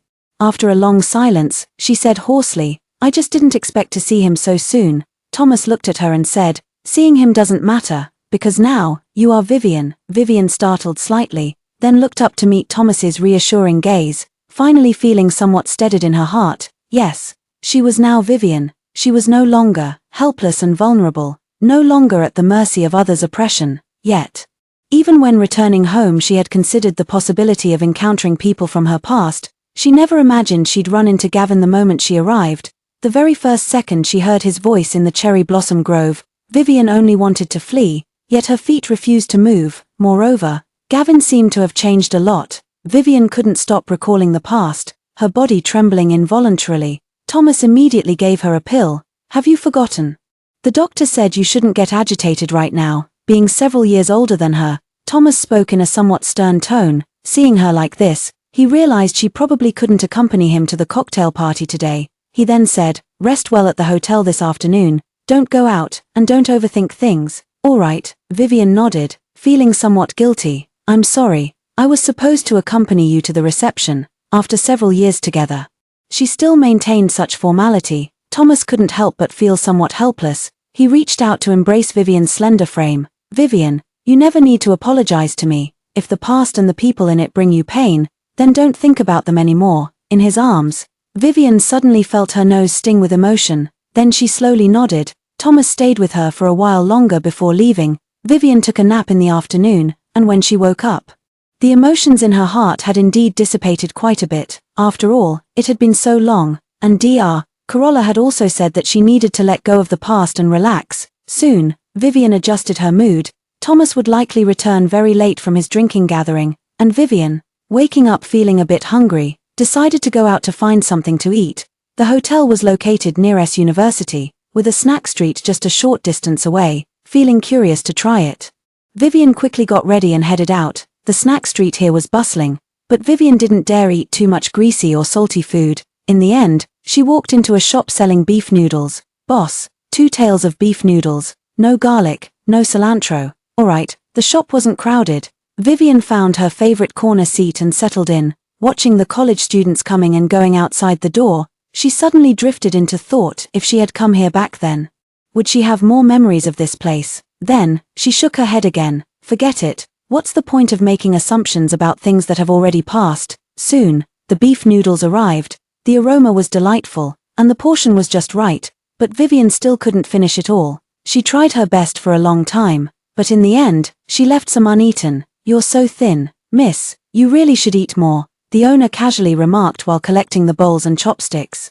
Vivian tightened her grip slightly, forcing a smile. Not much of an appetite today. She paid the bill and left the shop. Strolling along the way, she eventually found herself back at the entrance of that bookstore, Nameless Bookstore. She had heard about this bookstore online long ago, rumored to have an owner who was extremely perfunctory about business and would often close shop at the slightest provocation. Yet, perhaps out of customers' rebellious psychology, the less he wanted to do business, the more people were eager to give it a try. So that's why this shop never went out of business, Vivian quietly thought to herself. Just then, 2 young, stylishly dressed girls walked by. You can tell they're students at a glance. One of them looks embarrassed, practically dragged along against her will. "Oh, I really don't dare. Stop pressuring me," the other says with exasperation. "What's there to be afraid of? If you like him, just say it. If you really can't, just leave the love letter there and run. He won't even know it's you." Looks like 2 love-struck girls mustering the courage to confess. Vivian smiled. Forget it. Even the senior who confessed to him before never got a response. He's just really odd. I don't dare. But no matter how scared she was, her friend still desperately pulled that girl toward the bookstore. Vivian finally understood. The person this girl liked was apparently that notoriously eccentric bookstore owner from the rumors. She was about to leave when suddenly, one of the 2 struggling girls finally broke free from the other's grip. Her face flushed as she turned and ran. "Hey, you coward." The other stamped her foot in frustration but had no choice but to give up and chase after her. The 2 walked away, leaving behind a pale pink letter that fluttered to the ground. It was indeed what they had just dropped. Vivian paused for a few seconds before walking over to pick it up. Sure enough, it was a fallen love letter. Just leaving it on the ground like this, it might get swept away as trash by that strange owner inside. After some thought, she decided to do a good deed and walked into the bookstore with the love letter in hand. The bookstore was quite spacious and neatly organized, but the silence carried a certain coldness. Vivian stood in front of the cash register and called out, "Anyone here?" No one responded. She couldn't help thinking that this boss was indeed as strange as the rumors said, not even worried about someone stealing his books, but she'd heard the cherry blossoms in his courtyard were beautiful, and she'd always wanted to see them. However, entering his yard without permission would probably earn her a scolding. She dismissed the thought. Seeing no one come out, she picked up the love letter in her hand and prepared to leave it on the cashier's counter. But before she could put it down, a tall figure emerged from within. "What's the matter?" a familiar voice sounded. Vivian paused in her movements. Looking up, I indeed saw Gavin. Meanwhile, Gavin was also stunned to see Vivian. especially when he noticed she was holding a letter paper adorned with a heart. Vivian didn't know what to say and instinctively waved the love letter in her hand. "I came to deliver this love letter to you." After speaking, even she herself froze, but Gavin stood still. When some memories suddenly broke through time and flooded back before him, Priscilla used to chase him by sending love letters most often when she first pursued him. He wouldn't accept them, so she kept sending one after another until he finally took one. Step by step, he approached Vivian, and that familiar feeling grew stronger and stronger. But Vivian took 2 steps back instead. She regained her composure and placed the love letter on the checkout counter. "I met 2 girls outside who wanted to give you this love letter. They got too nervous to deliver it themselves and left it behind, so I'm just bringing it in for them." Explain it in a few words. It turned out this love letter had nothing to do with her. Gavin yet felt inexplicably despondent. Normally, such love letters would inevitably end up in his trash bin, but now he took 2 steps forward and held it in his hand. After a moment of silence, he suddenly said, "Thank you. Let me treat you to some tea." Vivian shook her head in refusal. "No need, I have other matters to attend to." With that, she turned to leave, but her arm was unexpectedly caught by him again. "Have a drink with me, as a thank you." Though the excuse of thanking her for delivering the love letter was indeed lame, Gavin couldn't care less at this point. He then added, "The cherry blossoms in my courtyard are also in full bloom. You're welcome to see them if you'd like." His tone carried a hint of probing, as if trying to confirm something. In the end, Vivian stayed for a cup of tea. She worried that refusing too obviously would make Gavin sense something amiss. In the backyard, Gavin skillfully brewed her a pot of Tieguanian tea. Gavin sat at the backyard table, somewhat surprised by the sight of cherry blossoms filling the entire garden. "I heard you're Thomas's fiancé, is that right?" Gavin poured her tea as he spoke. Vivian, thinking he had already begun investigating her, replied nervously, "Yes, we're engaged." However, Gavin showed no reaction and merely said, "That's nice. How did you 2 meet?" The question crossed a line, Vivian's patience wearing thin. "That's none of your business." Sensing he was probing her, she had no intention of answering. Gavin wasn't surprised and simply replied, "Sorry, every time I see you, I can't help but think of someone else. You look so much like her." Vivian had no desire to hear any of this, so she deliberately asked, "Who is she? Your wife? Are you 2 very close?" Sure enough, Gavin's gaze froze. After a long pause, he finally spoke slowly, "She is the one I love most, and also, the one I've wronged the most." Hearing these words, Vivian's heart trembled as well. The one he loves most. Gavin, how could he say such a thing? Before she could think further, a dark figure suddenly darted past her eyes. Meow Tilda, the moment she saw the cat. Vivian had a fleeting look of surprise in her eyes, as if sensing something. Tess suddenly rushed back and refused to leave, tugging at her pant leg. "Meow Tilda." Gavin looked at her expression and said softly, "This is my cat. It usually doesn't like to get close to people, but it seems to really like you." Vivian shifted her feet somewhat awkwardly, as if trying to get the cat to let go of her, but Tess just wouldn't budge. She could only say, "Thomas and I also have a cat abroad. Maybe people who own cats have a special scent about them." Her tone sounded quite cold, except for the slight fluctuation in her eyes when she first saw Tess. Gavin didn't notice any other abnormalities in her afterward. After a few seconds, he called out, "Come here." Tess finally let go of Vivian's pant leg reluctantly and walked over to Gavin on her little black legs. "Do you also have a cat?" "I have a dog too. Maybe we can exchange pet care tips sometime." At that moment, Tyler also sauntered lazily into the yard, his golden retriever coat swaying with each step. Its pitch-black eyes glanced at Vivian as if uninterested in her. Then it lay down under the tree to sleep. "One cat, one dog." She paused for a moment before saying, "I haven't kept them for long, so I probably don't have much experience." Gavin didn't say anything more, but for some reason, every passing second seemed to grow increasingly unbearable. Soon, Vivian left. The 2 weren't particularly close. Gavin really had no good reason to ask her to stay. After the person left, Gavin held Tess on his lap again, his voice slightly hoarse. "You also think she looks like her, don't you?" Meow Tilda. Tess let out a cry, as if in response. From that day onward, Vivian never appeared again, nor did she come around university anymore. Meanwhile, Gavin's nameless bookstore closed its doors, and no one knew what he was busy with. 2 days later, feeling somewhat better, she accompanied Thomas to another public event. The banquet hall buzzed with clinking glasses. Over the years, Vivian had grown adept at such occasions, and she smiled gracefully while socializing with Thomas, until an incredulous voice sounded behind her. "Priscilla, is that you?" Vivian and Thomas were both stunned. As they turned their heads, they saw Jay holding a camera, staring at her in shock. He had come here today to work. Never expecting to encounter that woman who looked so much like Priscilla again. This time he saw more clearly. This face was almost identical to Priscilla's. That's why he couldn't help but speak up. Meanwhile, Thomas immediately reacted, stepping in front of Vivian and saying, "Sir, this is my fiancée. You must have mistaken her for someone else." But Jay was certain he hadn't made a mistake, although Priscilla and he hadn't spent much time together. He had heard her recount her most painful experiences, leaving a particularly deep impression on him. There was no way he could mistake her. "You're really not Priscilla," Vivian also calmly replied. "My name is Vivian, not Priscilla." Vivian. Jay mulled over the name. It was indeed unfamiliar. His gaze shifted back and forth between the two people before him. Why does this man also seem familiar? Jay quickly searched his memory for where he might have seen this man, but couldn't recall. In the end, Vivian and Thomas both left. He stared at Thomas's retreating figure, still wondering, where have I seen this before? Why can't I remember? Meanwhile, Vivian and Thomas turned to leave, Thomas tightening his grip on her hand, as if to reassure her. "Don't worry," Vivian forced a smile. That night.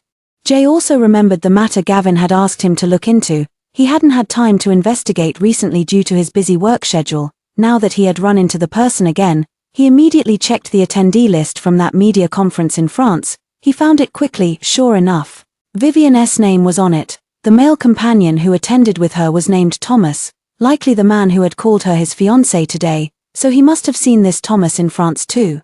But Jay always felt that the familiarity with Thomas didn't come from having met him in France, but he couldn't recall, so in the end, he had no choice but to call Gavin first. He told him that Vivian was indeed the person he had met in France. "I think that Thomas is a bit strange too," Jay said to him. "Over there." Gavin remained silent for a moment before speaking up. "No rush, perhaps we'll figure it out soon enough." Jay sensed something. "Are you investigating him?" "It's not certain yet." After speaking ambiguously, he quickly hung up the phone. After hanging up, Gavin turned his gaze back to the blonde, blue-eyed foreign man before him and said slowly, "Dr. Ross, please continue." The man in the white coat continued, "Thomas did indeed receive treatment from me." Before they knew it, the day of S University's anniversary celebration had arrived. Originally, Thomas had wanted to take Vivian away from City Y early due to her poor condition, but having already promised Mr. Ward to attend the anniversary event, he couldn't back out. So they had no choice but to wait until after the celebration to leave. S University was particularly lively today, with banners hung everywhere. Thomas walked arm in arm with Vivian into the school, heading straight for the auditorium. "The tickets are already bought. We're leaving tonight." Vivian nodded, but a sense of unease lingered in her heart. Suddenly she remembered passing by Gavin's bookstore on the way. It had been closed the whole time. Maybe he hadn't thought that much about it and had already left. She could only console herself. The entire anniversary celebration went smoothly without any incidents. Gavin, though also an alumnus of S University, never appeared from start to finish. After the event, Mr. Ward, wanting to express gratitude for Thomas's donation of the building, insisted on treating him to a meal. Unable to decline such warm hospitality, the group had no choice but to go to the Southwind Hotel near S University. Mr. Ward had school matters to attend to, and since the private room was already booked, he asked Thomas and Vivian to go first. In the quiet private room, Thomas noticed Vivian looking somewhat pale. "Are you too tired today? Did you take your medicine?" Vivian nodded. "I took it. It's fine, probably just a bit of low blood sugar." Just then, a sudden commotion erupted outside the door. The next second, with a loud bang, the door was violently pushed open. Gavin barged in from outside. Vivian turned her head to see him, her eyelids twitching fiercely. Thomas darkened his gaze and immediately stood up to shield her. "Need something?" Gavin had dark circles under his eyes, having rushed back from the U.S. on a grueling 10-plus-hour flight, though utterly exhausted both physically and mentally, the moment he saw Vivian. All his weariness seemed to vanish instantly. His heart still pounded violently as he ignored Thomas's somewhat warning gaze, step by step approaching Vivian. No, to be precise, it should be Priscilla, but his approach was quickly intercepted by Thomas. "Mr. Gavin, what do you think you're doing to my fiancé?" Gavin paused, casting a cold glance at Thomas. "Your fiancé? Since when has Priscilla become your fiancé?" At the sound of the word Priscilla, she couldn't suppress a tremble. Thomas, however, remained unfazed. "She is Vivian, not some Priscilla. You've mistaken her for someone else." Is that so? Gavin looked at him and slowly said, Mr. Thomas, are you saying you don't know Priscilla? 9 years ago, you stayed at a mental hospital in Los Angeles, USA. Priscilla was there at the same time, wasn't she? As he spoke, his gaze turned toward the woman before him. Sure enough, a flash of panic immediately crossed her eyes. Gavin has been abroad during this period and has thoroughly investigated everything. Thomas, 9 years ago, he offended a big shot on Wall Street and was retaliated against by being locked up in a mental institution. When he was admitted, Priscilla was already confined there. He found psychiatrist Ross again, who had treated Thomas 9 years ago. Ross said that because Thomas wasn't ill, he had always resisted treatment and refused to stay in the hospital. He was hostile to everyone. And the only person he interacted with was a girl. Ross said the girl would always bring her own meal to Thomas after he knocked his over. Later, she became the only person who could get close to Thomas. Meanwhile, Priscilla and Thomas had escaped from the mental hospital around the same time. Years later, Thomas was seen with a woman who looked exactly like Priscilla, but went by the name Vivian. Gavin had figured it all out. Such a coincidence was impossible. There could only be one explanation. Vivian was Priscilla. At this moment, he was in no mood to play charades with Thomas. He could only think of reuniting with Priscilla as soon as possible. Priscilla, stop hiding it from me. I know it's you. Vivian refused to meet his gaze. I don't know what you're talking about, but now, such denials were useless to Gavin. He pushed Thomas aside and grabbed her shoulders desperately. I know you're still mad at me. Everything that happened before was my fault. I was a jerk. Please. I beg you, stop pretending you don't know me. Bang. Before she could say anything, Thomas's fist had already smashed into Gavin's face. Let go. Gavin winced in pain but refused to loosen his grip. Priscilla, come back with me. I'll never let you go again. Vivian was trembling slightly all over. She wanted to push away Gavin, but found herself completely unable to break free. Amidst the tangle of 3 people, no one heard the ominous creaking sound coming from above. The massive chandelier overhead had loosened unnoticed, now swaying precariously, and Gavin was the first to notice the chandelier about to fall. But it was too late. The fixture had completely detached from the ceiling and was already plummeting straight down. At the critical moment, Gavin suddenly pushed Vivian outward. Boom! Fragments of the chandelier scattered across the floor. Then, the previously noisy private room fell silent for several seconds. Vivian and Thomas both stared in shock at Gavin, watching as crimson blood flowed from his head down his face. Excruciating pain struck. Gavin was still murmuring something, but Vivian couldn't make out any of it. Only watching helplessly as he passed out. Gavin, just before losing consciousness, he seemed to hear someone urgently call his name like that. The hospital. Thomas and Vivian stood in the hospital room, looking at Gavin, whose head was wrapped in layers of bandages. Outside, the sky was growing dark. Thomas glanced at his watch. Vivian, the plane takes off in just over an hour. Vivian's eyelashes trembled slightly, her gaze fixed on the pale-faced figure lying on the bed. Of course she knew she should leave, but the sight of Gavin covered in blood moments ago had uncontrollably brought back memories from many years ago. The boy who ran off the operating table to find himself was also covered in blood like this. He begged her not to leave, but back then she coldly and harshly drove him away. It was a scene she could never forget in this lifetime. So now, even though she is Vivian, she simply cannot take another step. Thomas, Vivian hesitated to speak when suddenly everything went black before her eyes as she fainted too.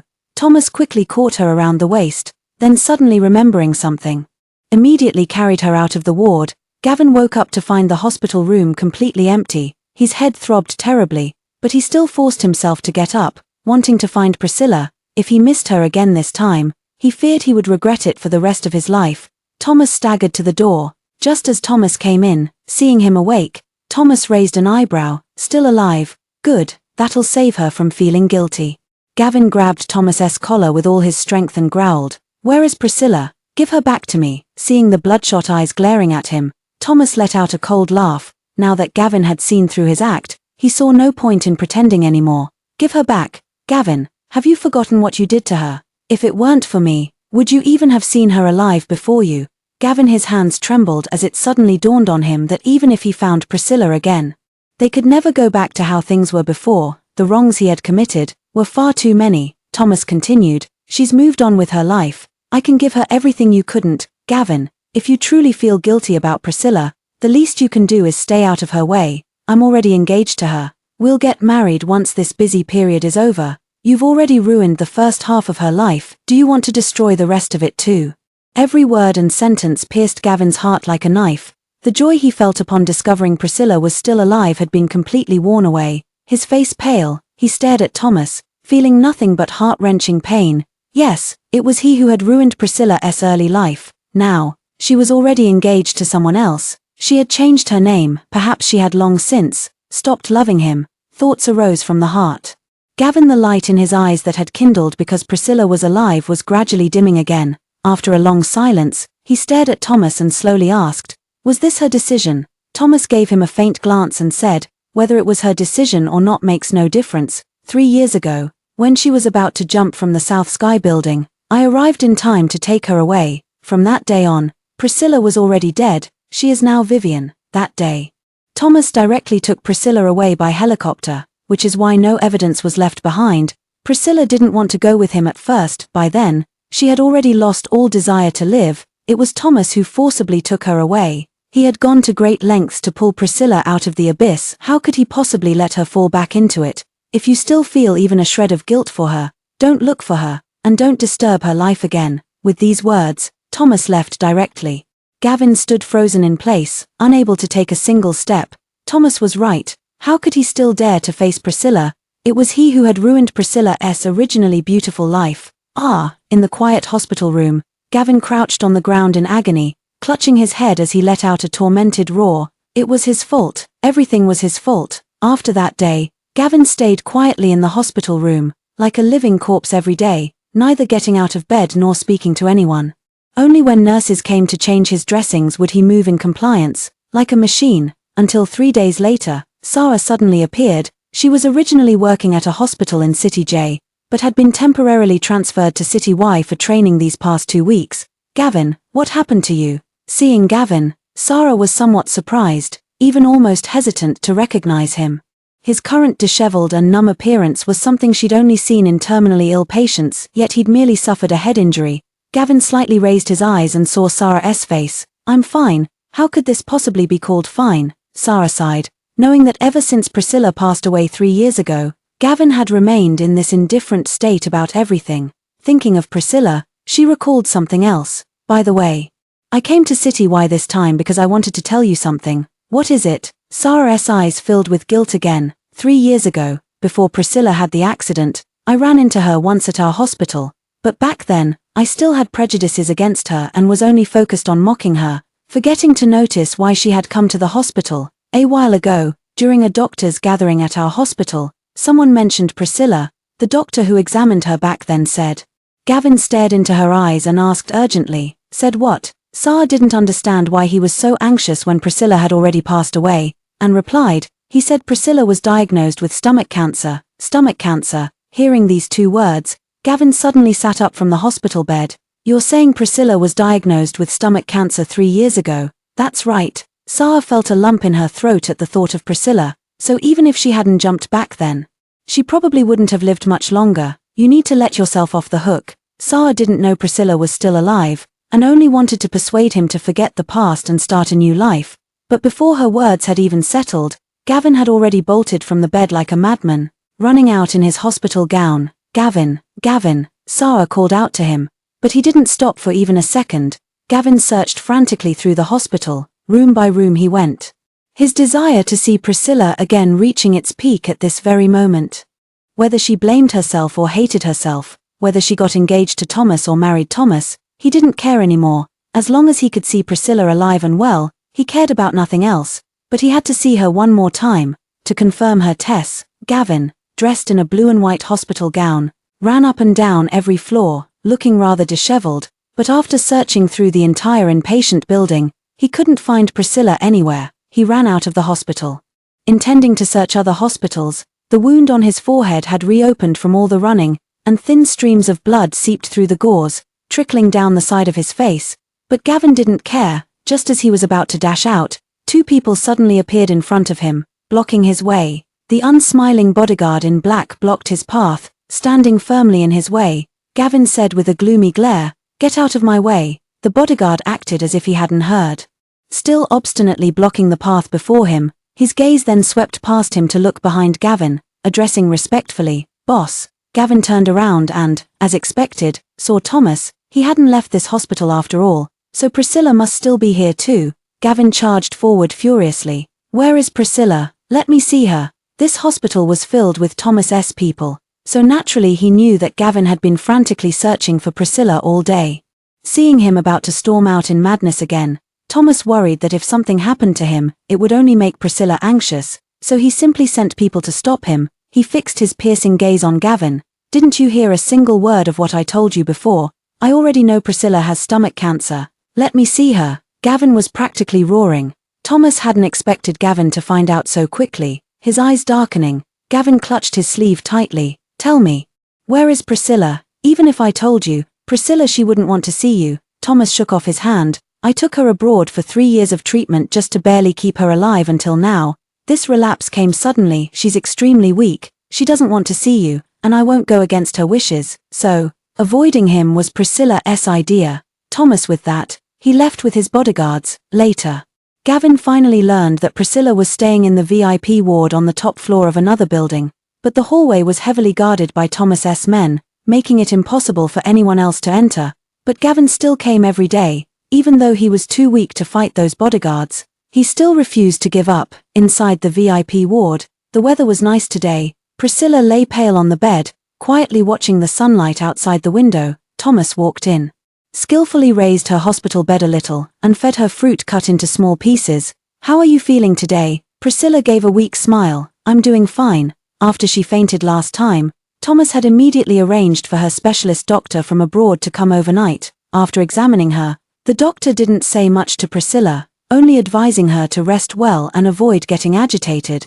But after leaving the ward, he solemnly told Thomas that Priscilla's body was now at the end of its rope, with cancer cells having spread to other parts of her body unstoppable. Even with the same treatment as before, it might only extend her life by a few months. Thomas dared not tell her the truth, only hoping that Priscilla could live each day lightly and happily. That was also why he let Gavin know where Priscilla was now. Thomas knew that Gavin would always be different to Priscilla. Even though he had hurt her so deeply, Gavin remained the only one for whom she would sacrifice her life. That's why he used Gavin to ignite Priscilla's will to live, silently allowing Gavin to come see her every day. Just then, the commotion outside started again. It had been happening daily for the past few days. Priscilla pressed her lips together and asked softly, "Has he come again?" Thomas said, "Yes, he comes every morning and afternoon, sometimes bringing fruits you like."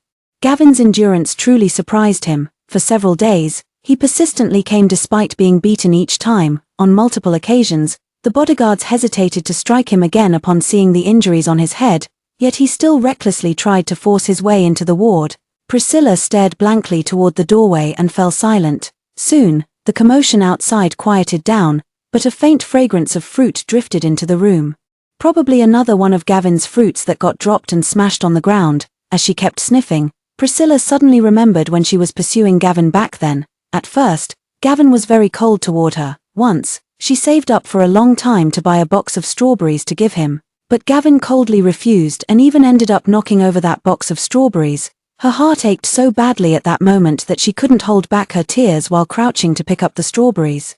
For the first time, Gavin, who had always been cold toward her, didn't walk away immediately but watched as she gathered every single strawberry. He gazed at Priscilla with complicated emotions in his eyes, something she didn't understand at the time.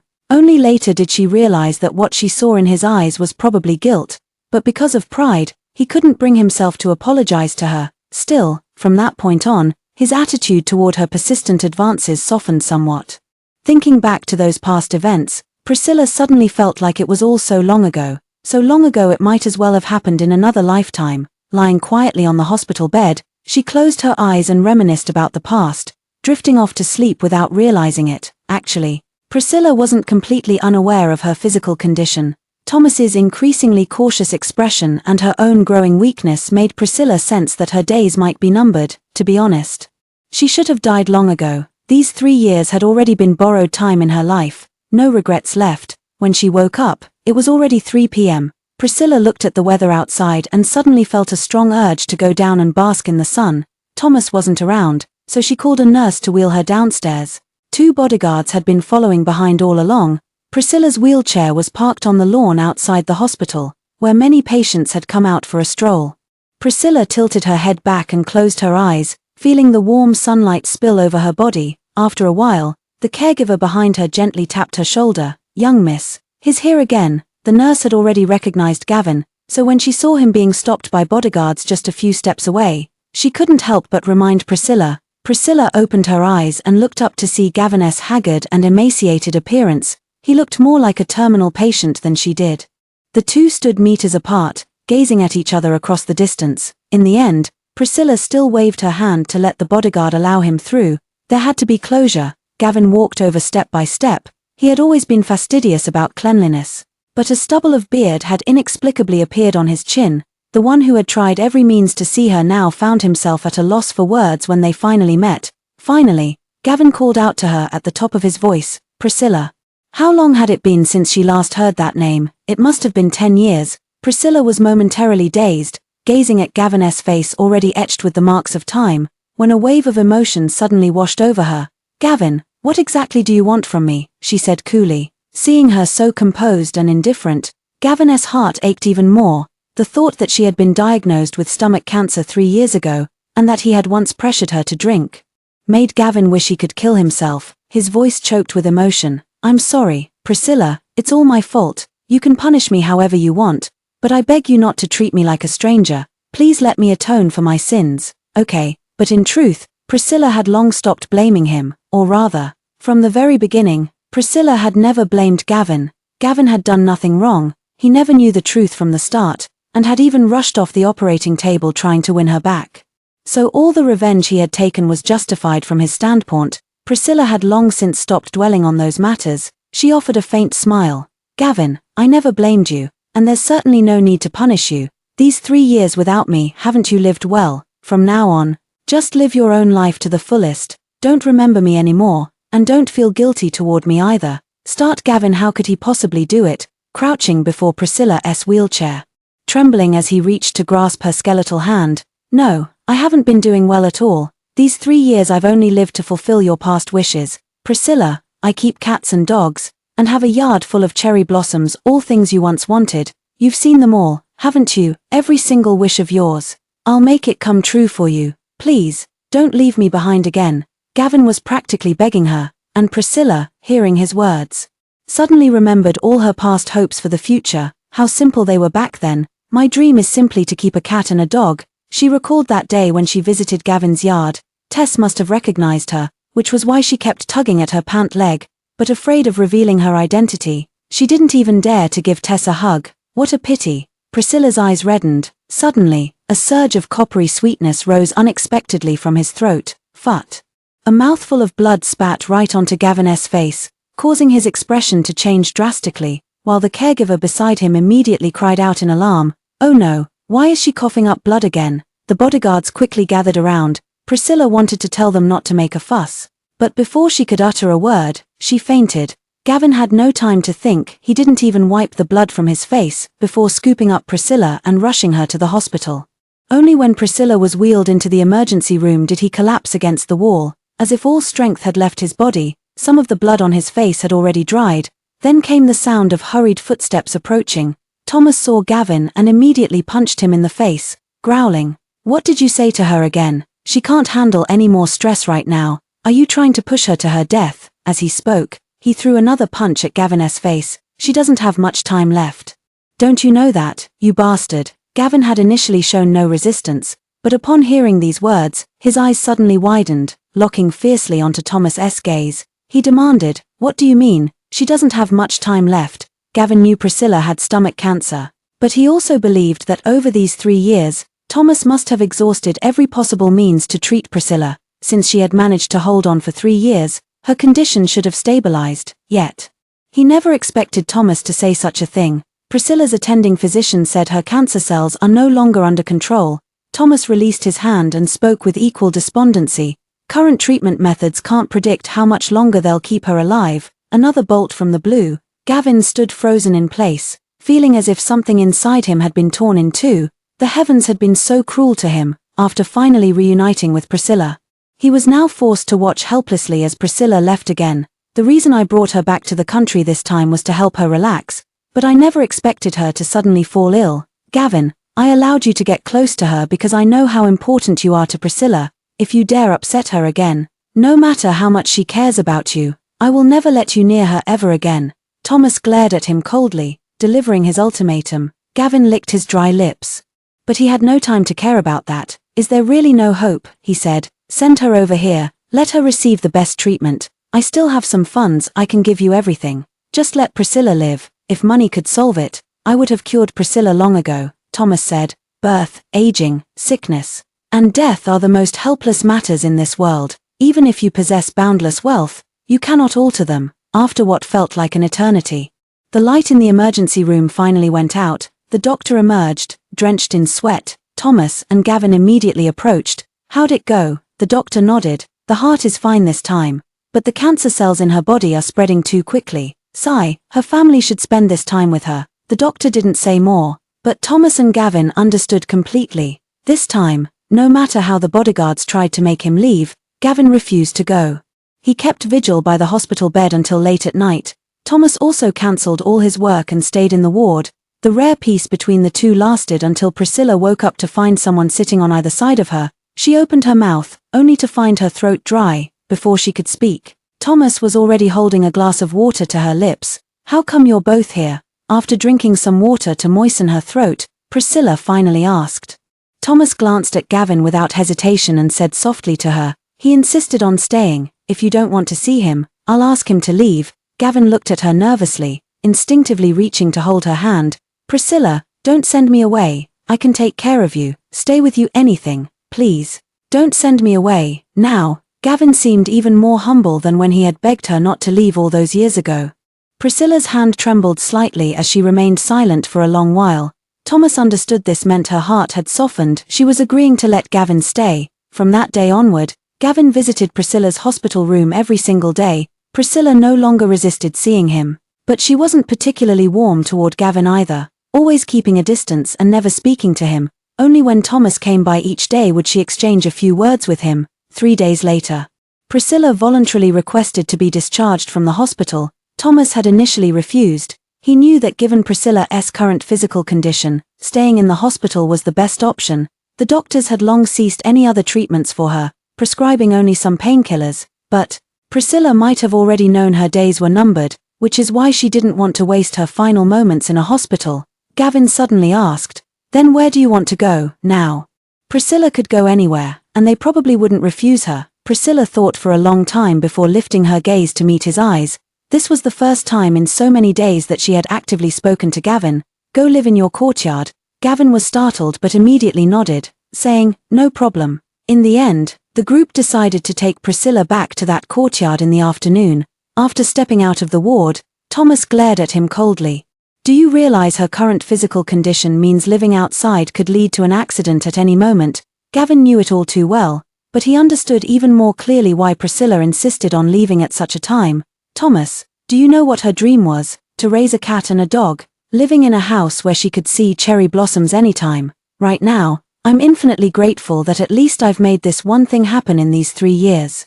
I want Priscilla to live longer than you do, but she doesn't want to spend every day lying in a hospital like this. Let her live the life she wants, even if it's just for one day. Isn't that better?" After hearing him out, Thomas was stunned. For a moment, it seemed he suddenly understood why Priscilla had never been able to forget Gavin. Perhaps it was because Gavin was truly the one person in this world who understood her. Thomas no longer objected to Priscilla's discharge. That afternoon, they brought Priscilla back to the bookstore. The bookstore has been closed for a long time, with weeds growing at its entrance. There are still 2 rooms in the courtyard, just enough for Priscilla and Thomas to stay. That's right, Thomas came along with Priscilla too, but after all, he's quite busy with work and can only return at night, as he has to work during the day. So after sending Priscilla over, he briefly instructed Gavin on a few matters before hastily departing. Priscilla had been in good spirits these past 2 days. After settling in, she walked into the courtyard when Tess suddenly came darting toward her again. This time, the dog sniffed left and right as if finally confirming this was indeed its owner, then began wagging its tail excitedly before her. Priscilla smiled and picked up Tess in her arms. "Tess, you still remember me, don't you?" "Meow," Tilda the kitten responded eagerly. Over these 3 years, Gavin had taken good care of it. Tess was no longer the malnourished little thing from before and had gained quite some weight. and looked much more spirited too. I'm sorry for leaving you behind back then. I thought the landlady would take you in after I left, but it's good now, isn't it? You're happy here." As she spoke, she looked up and saw the golden retriever slowly approaching. Tyler wasn't as warm toward her as Tess was, instead maintaining an aloof demeanor. It wasn't until Gavin finished weeding outside and saw her holding Tess, then called out to Tyler, that the big dog came running over. "Its name is Tyler, which you also gave it." Gavin stroked Tyler's fur while saying to Priscilla, each holding a cat and a dog, they sat leisurely in the cherry blossom-filled courtyard. Had that accident not occurred years ago, perhaps this would have been the life they were meant to live now. Gavin seemed to recall something as well. His expression turning wistful. After a long silence, he spoke slowly. "Do you remember how you used to say that if we ever wanted cats or dogs, we had to get them before having children? You were worried we wouldn't have the energy for pets once a baby came along, back then." Her thoughts wandered so far ahead she even imagined having children. Priscilla forced a faint smile on her pale face. "I was too naive before, always thinking life was as simple as falling in love. All they needed was for two people to be happy, but life is full of unexpected accidents and setbacks. Back then, they were truly unlucky to encounter so many insurmountable hardships." The two sat quietly in the courtyard for a long time. The bookstore up ahead remains open as always, with the occasional student dropping by to browse books, Gavin never bothering to attend to them, and so it went until evening. Gavin personally prepared dinner again.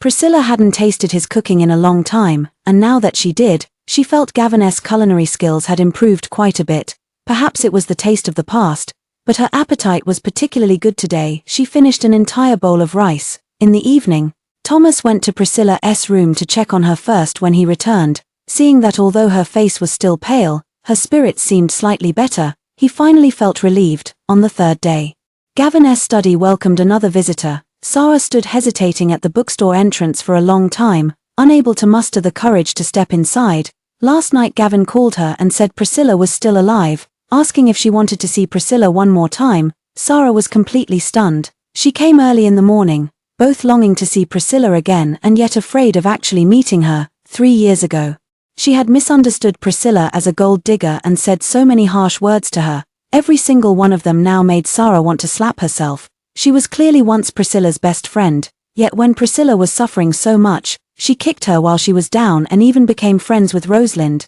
Sarah stood at the shop entrance for a long time before finally making up her mind to step inside. She slowly made her way from the bookstore into the courtyard. As soon as she entered the courtyard, she saw a slender figure, so thin it seemed a gust of wind could blow her away, standing with her back turned, holding something in her arms. Sarah recognized her at first glance. It was Priscilla. Her eyes welled up as a choked cry escaped her throat. "Priscilla." The figure stiffened slightly at the familiar voice before slowly turning around. Priscilla, holding Tess, spotted Sarah standing not far down the corridor. "Never thought I'd see Sarah again," she murmured blankly. Sarah, the childhood nickname, slipped out instinctively. Hearing those two syllables, Sarah's tears finally overflowed. Regret, guilt, anguish, all came flooding in. Priscilla watched her approach. "Why are you here? Weren't you staying in City J?" Sarah wiped the tears from her face as she walked, trying hard to keep her voice from trembling. "I came to City Y for business and heard from Gavin that you were back, so I came to see you." Priscilla nodded. The two friends who had once been so close they could talk about anything now stood face to face, seemingly at a loss for words. An air of unfamiliarity hung between them. Finally, Gavin walked into the yard and saw Sarah. "You're here, Sarah answered softly, gazing at Priscilla's sickly appearance, finally unable to suppress the guilt in her heart as she said, "Priscilla, I'm sorry, I truly didn't know you'd suffered so much before." If she had known, how could she possibly have said those sarcastic words to her? Priscilla smiled faintly. She didn't even resent Gavin, so how could she possibly resent Sarah? Priscilla took the hand of her once dear friend and said gently, "Sarah, I don't blame you. It was my choice to keep it from all of you.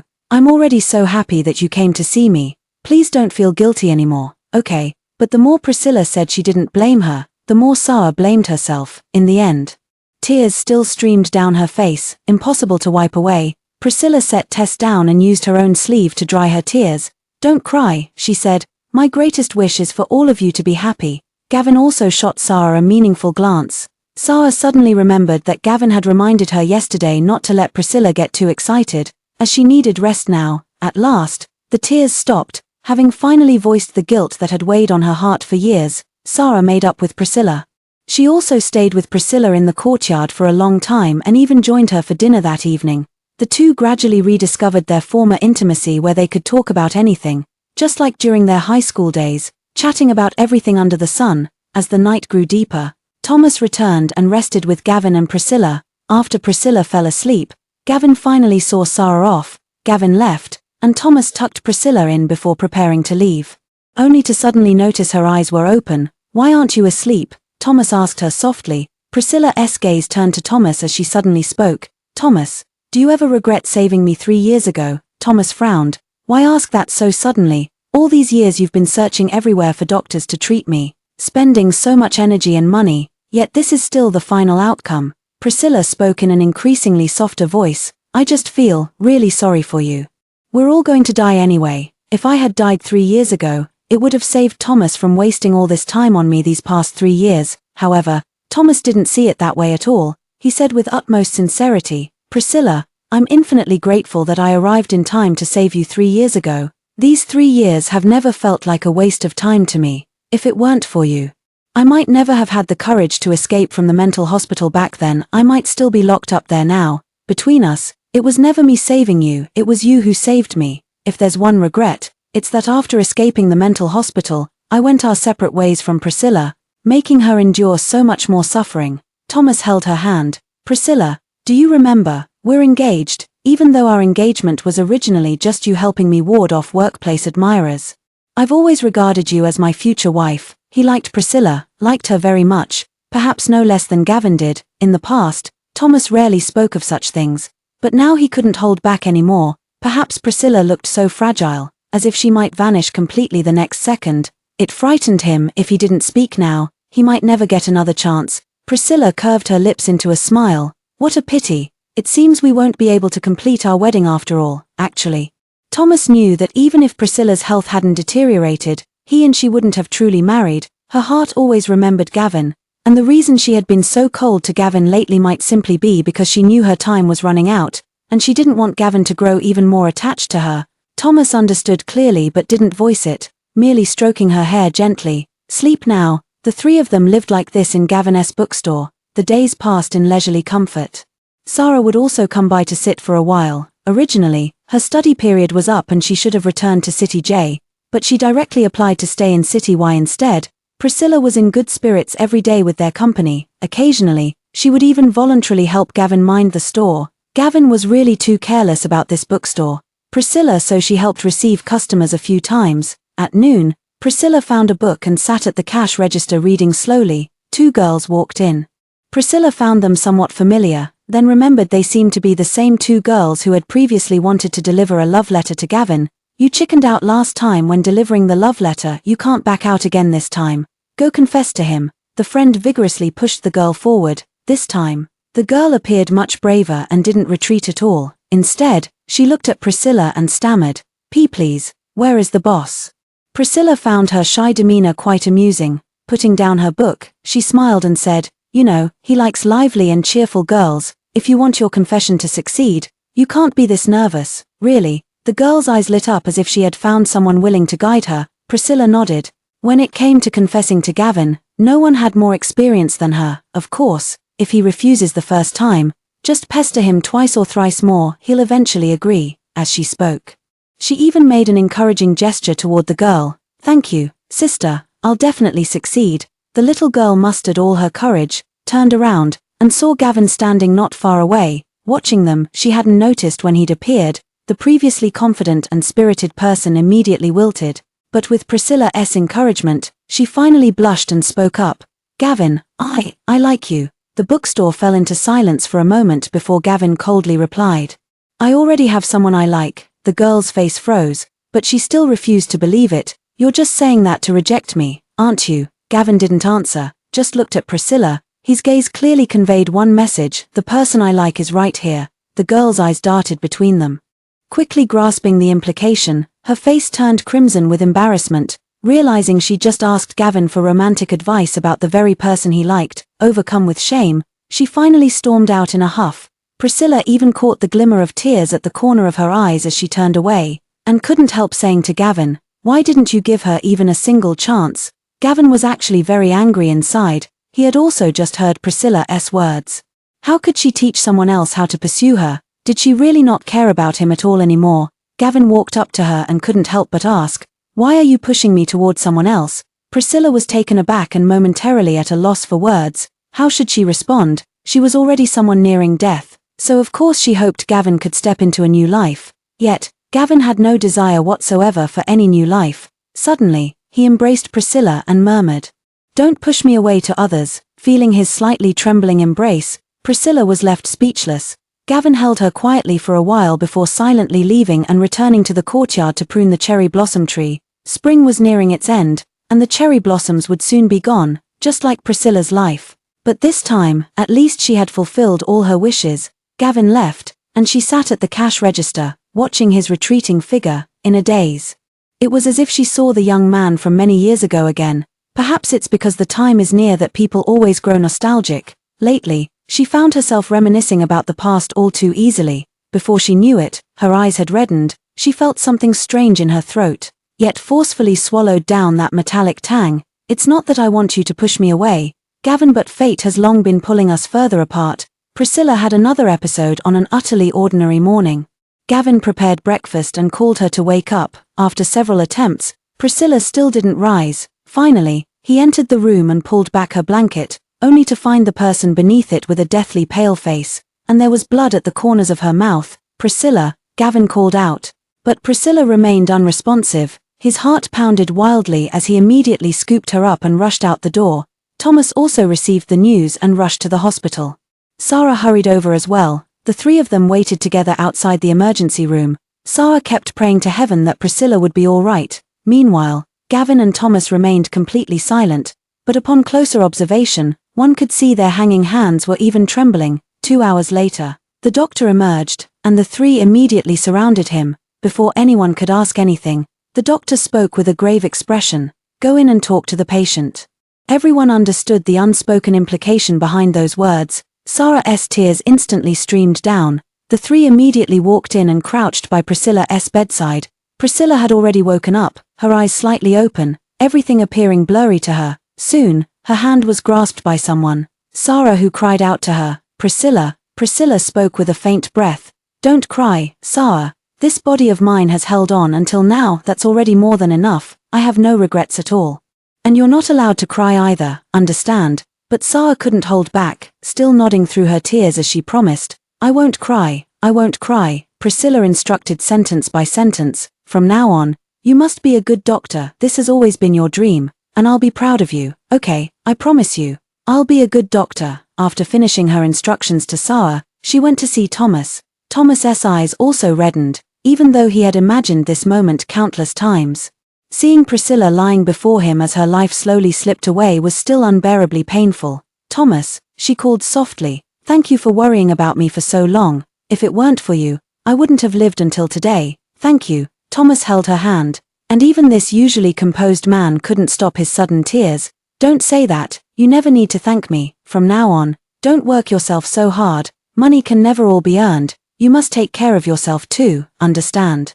Thomas nodded shakily. "I understand, I'll listen to you." Priscilla finally relaxed, and at last, she turned her gaze to Gavin. In truth, she could no longer clearly see Gavin's face, only vaguely making out his silhouette, yet his features remained vividly clear in her heart. Absent-mindedly, she reached out her hand, wanting to touch him. Gavin, Sarah and Thomas immediately stepped aside, letting Gavin come forward to her. Surprisingly, he was the calmest of the three. Never shedding a tear from start to finish, he leaned his face forward, and Priscilla's withered hand touched his cheek. At that moment, Priscilla's eyes also shed a single tear. "Gavin, stop blaming yourself, and stop watching over me. Promise me you'll be happy, okay? Tess and Tyler, you still need to take care of them." Gavin's voice was hoarse beyond recognition. "Don't worry, I know." Gavin placed his hand over hers that rested on his face, then suddenly leaned down to plant a kiss on her cheek. "Priscilla, I love you." Ever since their reunion, he had never dared to say these words to her, yet at this moment, he still wanted to tell her, "I have loved you from the age of 18 to 28, and that has never changed." And Priscilla smiled faintly the moment she heard those 3 words, but then her hand went completely limp and fell. Her eyes finally closed slowly. The Sarah standing behind could no longer hold back her sobs. And Gavin held Priscilla close until the last trace of warmth faded from her body. Priscilla's funeral was simple. It was Gavin and Thomas who arranged it, planting 2 cherry blossom trees together at her grave, and Gavin took his own life, just 1 week after Priscilla's funeral. Thomas left City Y. Sarah had a premonition, because the day before Gavin committed suicide, he sent Tess and Tyler to her house. He said he had something to attend to far away and asked her to take care of them. The next day, students coming to buy books found Gavin had slit his wrists under the cherry blossom tree in the yard. In the end, he couldn't fulfill what Priscilla had asked of him before her death. Unable to start a new life, there was no way to happily forget about her, so he chose the most direct way to go find her. Priscilla, I've come to be with you after all. I once promised you that, never shall we be parted.